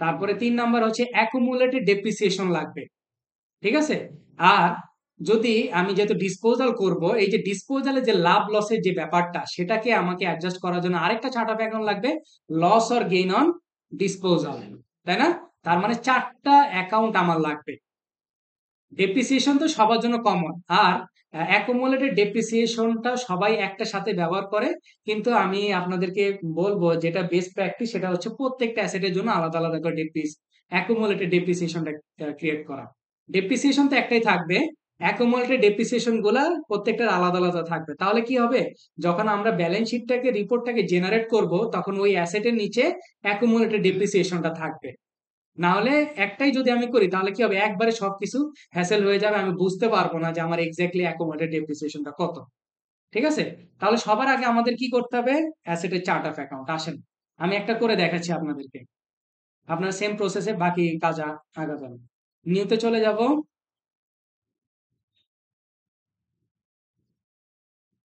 অ্যাসেটটাকে অ্যাড করব ট্যানজেবল তাই না এয়ার কন্ডিশনার হবে furniture and fixture original cost কত 8,000 এবার বলেন তো অরিজিনাল কস্ট 8,000 দিলাম কত 22 সালে জানুয়ারি না 22 সালে জানুয়ারি ওকে ঠিক আছে 22 সালে জানুয়ারি তাহলে এটা দিলাম এখন এই যে অরিজিনাল কস্ট এটা দেওয়া কি যুক্তি ঠিক আছে হ্যাঁ কে বললেন না আরে ভয় নাই সবসময় কি তাই ফাঁসানোর জন্য সবসময় কি ফাঁসানোর জন্য করবো এই চিনলেন ভাইয়াকে হ্যাঁ উপরে তুলে দিয়ে মই কেড়ে নিব না টেনশন নেন ঠিক আছে আচ্ছা অরিজিনাল কস্টটা এইখানে দেওয়ার মানে হচ্ছে আমি এই অ্যাসেটটাকে ক্যাশ টাকায় পারচেজ করছি আমি কি এখানে ক্যাশ টাকায় পারচেজ করছি কিসে করছি হ্যাঁ বাহ বাহ বাহ একজন কয় ব্যাংক একজন কয় চেক একজন কয় পেটি ক্যাশ আরো কিছু বলেন এখানে লিখেই দিছে আমি ভেন্ডর সাপ্লায়ার তার মানে কি বাকিতে কিনছেন তাহলে বাকিতে কিনলে আপনার এখানে ব্যালেন্স দেওয়া যাবে না ওকে আচ্ছা তাহলে এটার ওপেনিং ব্যালেন্স আনবো কিভাবে এনি আইডিয়া বলেই দিছি বারবার বলে দিছি ওপেনিং ব্যালেন্স আনার হ্যাঁ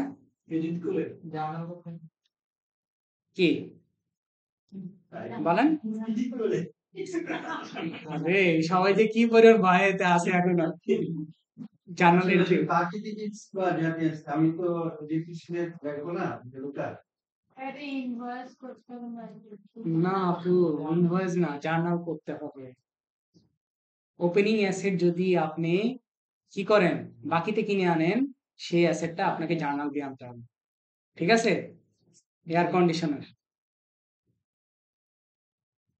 এয়ার কন্ডিশনার ডেবিট। আর কি? পেয়েবল নাই? না আপনার নাম মনে হয় আরে নাম থাকা লাগবে না।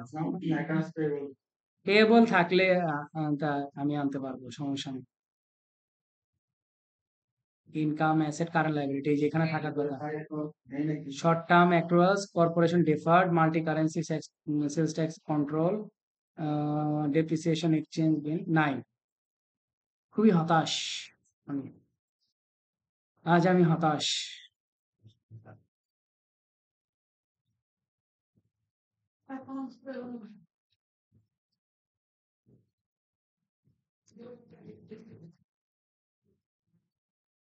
কি দিব? হ্যাঁ আইটেমটা কিনলেন হ্যাঁ হ্যাঁ, বাকিতে আপনি ডিপ্রিসিয়েশন এই 1 বছর পরে প্রতি বছর শেষে করবে আপনি 1 বছর বাকি রাখছেন বুঝি নাই ভাইয়া। আমি অ্যাসেটটা কিনছি রে ভাই, অ্যাসেটটা কিনছি হচ্ছে 22 জানুয়ারি 1 তারিখে পারচেজ করছি। ওই সময় ভেন্ডরের নামটা দিছি, তার মানে অন ক্রেডিটে আপনার জিনিসটা আসছে, তাই না? বাকিতেই কিনে নিয়ে আসছি। বাকিতে কিনে আনলে কি আপনার পাওনাদারের টাকাটা আসবে না? তাহলে যে বাকি কি এতদিন আপনি বাকি রাখবেন এটা বছরে বছর শেষ হবে না এই ডিপ্রিসিয়েশনটা করা দিব তো, ডেপ্রিসিয়েশনের জন্য দিব তো ভাইয়া। ডেপ্রিসিয়েশনের জন্য টেনশন কেন করতেছেন? ডেপ্রিসিয়েশনের জন্য জার্নাল তো দিব। না ভাই বলতেছে কি 1 বছর তো বাকি রাখবে লিস্টটা কেমন বলতেছে 1 বছর বাকি রাখবো মানে বুঝি নাই ভাই, আসলে সত্যি কথা আপনার অ্যান্সারই বুঝি নাই। আপনি বলেন কি? এক বছরের পোস্টিং দেয়নি এরকম কোনো আপনি জিনিসটা এয়ার কন্ডিশন তো কিনলেন 1 বছর বাকি রেখে আপনি এইভাবে দেখাবেন ডিপ্রিসিয়েশনটা কি সেটা বলছি এতদিন তো বাকি রাখেন আচ্ছা ভাই, আমি এটা প্র্যাকটিসের জন্য দিছি, প্র্যাকটিসের জন্য দিছি ভাই। বাকি তো থাকবে না রে ভাই, আলটিমেট কি বাকি থাকবে আপনার? না হবে তাহলে একটা সময় না একটা সময় পরিশোধ হবেই। তাকে নিয়ে কেন চিন্তা করতেছেন? Air conditioner debit, accounts payable credit. কত টাকা? 8,000 8,000। 8,000। এই যে যে ব্যক্তি, তার নাম আমি এখানে লিখে দেবো, নেই। কার কাছ থেকে? Kit Davis. ঠিক আছে, 7 ক্লোজ নিয়ে নিছে।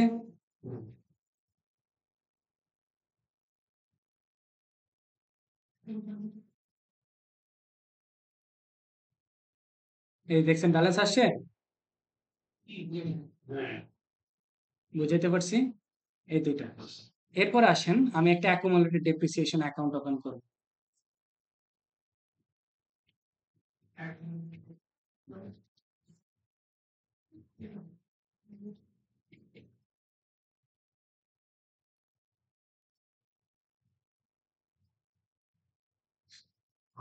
Okay. এটা কিসে দিব বলেন? কিসে দিব? নর্মালটা দেখি ভাইয়া আপনারা যে দেখেন নাই সেটা আমি বুঝছি, ভিডিওটা এখন সেটা তো আমি বুঝছি, বুঝছেন? আপনারা যে দেখেন নাই সেটা আমি বুঝছি। ঠিক আছে, दैट पेरेंट अकाउंट सिलेक्ट करो। हैं, दाल में बहुत कुछ काला है, थोड़ा थोड़ा समझ में आता है নাকি? আচ্ছা, এই যে air conditioner accumulated depreciation tangible এর আন্ডারে যাবো, ঠিক আছে? অ্যাকুমুলেটেড ডেপ্রিসিয়েশন, তাহলে আমার এটা হয়ে গেল, এই দুইটা অ্যাড করা হয়ে গেল। এরপরে আসেন ডেপ্রিসিয়েশন আছে কিনা, শুধু ডেপ্রিসিয়েশনটা কি আমার কাছে আছে। ওকে, তাহলে এটা কমপ্লিট। এরপরে আরেকটা আমরা করিব, সেটা হচ্ছে loss or gain on disposal. এটা এখানে হুম, আমি পাইছি যে 1 তারিখে ঢুকাইলাম তো আমি 23-এর এটার সময় যদি এর কোনো ইয়া থাকে, এখন ওইটা ডেপ্রিসিয়েশন অলরেডি আগে থেকে থাকে। ওইখানে ওপেনিং ব্যালেন্স দিতে হবে। Loss or gain on disposal of fixed asset. আপা আপনার একটু মনে করে দিন মাঝে মধ্যে, আমি কিন্তু আবার মাঝে মধ্যে কম দেখতেছি। এটা ইনকামের আন্ডারে করা যাবে, এক্সপেন্সের আন্ডারেও করা যাবে। আমি আপাতত পক্ষে ইনকামের আন্ডারে দিলাম, আদার মিসেলেনিয়াস ইনকামে দিলাম, ঠিক আছে। সে তার মতো করে নেগেটিভ পজিটিভ ব্যালেন্স নিয়ে নেবে, এটার আমাকে চিন্তা করার কোনো কারণ নাই। কোনটা কোনটা না, তখন ওই যে একটু জার্নালটা সার্চ করে নিবেন। এখন তো চ্যাট জিপিটি হয়ে গেছে, চ্যাট জিপিটি কে দিয়ে দিবেন। কি বলেন আপু, আপনারা না পারেন? এটা হইতে পারে না, আমি বিশ্বাস করি না। It's totally unbelievable. আচ্ছা, এরপরে আসেন, আমার সব চার্ট অফ অ্যাকাউন্ট অ্যাড করা কমপ্লিট। এবার হচ্ছে আমরা ডেপ্রিসিয়েশন করব, ঠিক আছে। ওকে, কাগজ কলম খাতাপত্র নিয়ে বসে যাই। 2022 সাল থেকে শুরু। আমি এক বছর ডেপ্রিসিয়েশন দেখাইছি কত? 800, তাই না? 800, এটা হচ্ছে 2022। তাহলে হিসাব করেন 24 সাল ডিসেম্বর পর্যন্ত কয় মাস হয়, সরি কত টাকা হয়? 22, 23, 24, তার মানে 3 বছর না? 36 মাস 2400 টাকা, তাই তো? 2400 টাকা, এটা মনে রাখেন। আচ্ছা, এক বছরে কত? 800 না? তাহলে একে 12 দিয়ে ভাগ করবো, তাহলে এক মাসে কত? 66, ঠিক আছে। আচ্ছা আচ্ছা, যাই হোক, ধরবো একটাই ধরবো, ঠিক আছে। 67 ধরেন, যান, আপনাদের সুবিধার্থে 67 বলে দিলাম। আচ্ছা, এটা কি প্রতি মাসে 67 টাকা করে ডেপ্রিসিয়েশন আসছে, তাই তো? আচ্ছা, ধরেন আজকের ডেটে যদি আমি ডেপ্রিসিয়েশনটা ক্যালকুলেশন করি, তাহলে 21 দিনের জন্য কত? এটা কি 30 দিনের জন্য না? এটা কি 30 দিনের জন্য, ভাগ 30 গুণ 21, তাহলে কত? 46.9। আচ্ছা, তাহলে 47, প্রথমে কত ধরো 47 ছিল, তাই তো? আর এক মাস ছিল কত? 67। আর 3 বছর ছিল কত? 2400। তাহলে আজকের দিন পর্যন্ত, ওই 22 সালে জানুয়ারি 1 তারিখ থেকে আজকের দিন পর্যন্ত আমার ডেপ্রিসিয়েশন কত হয়েছে? 2514। কথা বুঝাইতে পারছি? আচ্ছা, 2514 টাকা। ওকে, 2514। এবার জার্নাল দিব, জার্নাল এডিতে চলে যাব।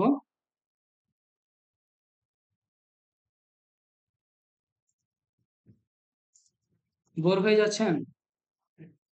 হুম, কুল আছেন, এনজয় করতেছেন? হ্যাঁ, কোথা?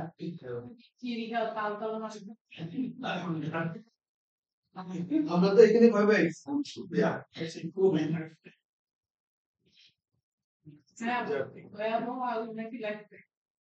একের পর এক সিলিন্ডার বিস্ফোরণ জানি না, তারপরে ওই দিকে কেউ থাকলে একদিন আমি তো আজকে আসতে পারছি বললে কারো মনে আবার আগুন লাগছে। আরে সর্বনাশ, বাইরে কি? আচ্ছা, কত টাকা হিসাব করলাম? 2514, তাই না? আচ্ছা, হারুন ভাই ভালোই বলছেন ভাই, আর কি বলবো, ডেপ্রিসিয়েশন এক্সপেরিয়েন্স আফসোস ভাই, আপনাদের সময় শেষ। হ্যাঁ, সময় এখন তারুণ্যের হাতে, নাকি? Old is gold. না ভাই, এটা ডিপেন্ড করে, ম্যান টু ম্যান ডিপেন্ড করে, ঠিক আছে।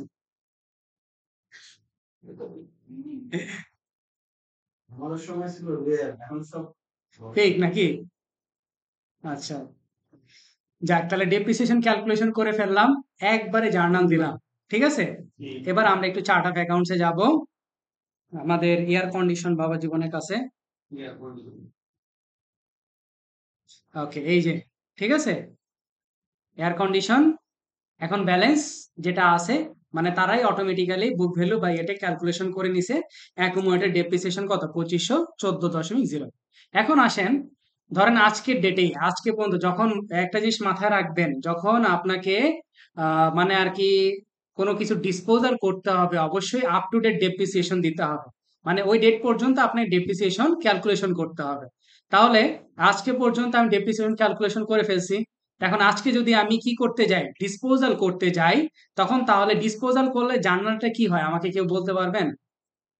ডিসপোজাল করলে ধরেন এই যে এয়ার কন্ডিশনার আছে কত, 5,486, তাই না? আপনি 5,000 টাকা দিয়েই এটাকে ডিসপোজ করে দিবেন, তাহলে এই জার্নালটা কি হবে বলেন তো? হুম, বলেন বলেন, আরে বলেন, একজন বললে হবে। প্রথমে কি হবে? অ্যাসেটটা আগে ক্রেডিট করা লাগবে। সবার শুরুতে কি হয়, আমার টাকাটা ব্যাংকে আসে, তাই না? ধরলাম ওয়েলস ফার্গোতে কত আসে, 5,000 ডেবিট করলাম, তাই তো? তারপরে এই যে অ্যাকোমোডেটেড ডেপ্রিসিয়েশন, সেটা কি আর থাকবে? থাকবে না। অ্যাকোমোডেটেড ডেপ্রিসিয়েশন ক্রেডিট করব,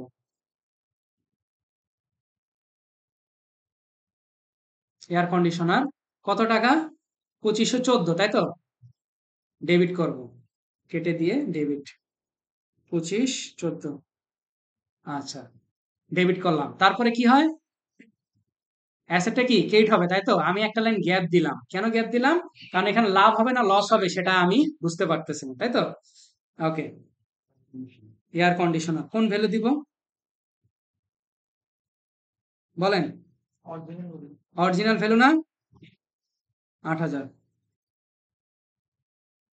এবার আপনারাই বলেন কোন দিকে ডিফারেন্স, ডেবিটে না? তাহলে এটা কি হবে, লস না?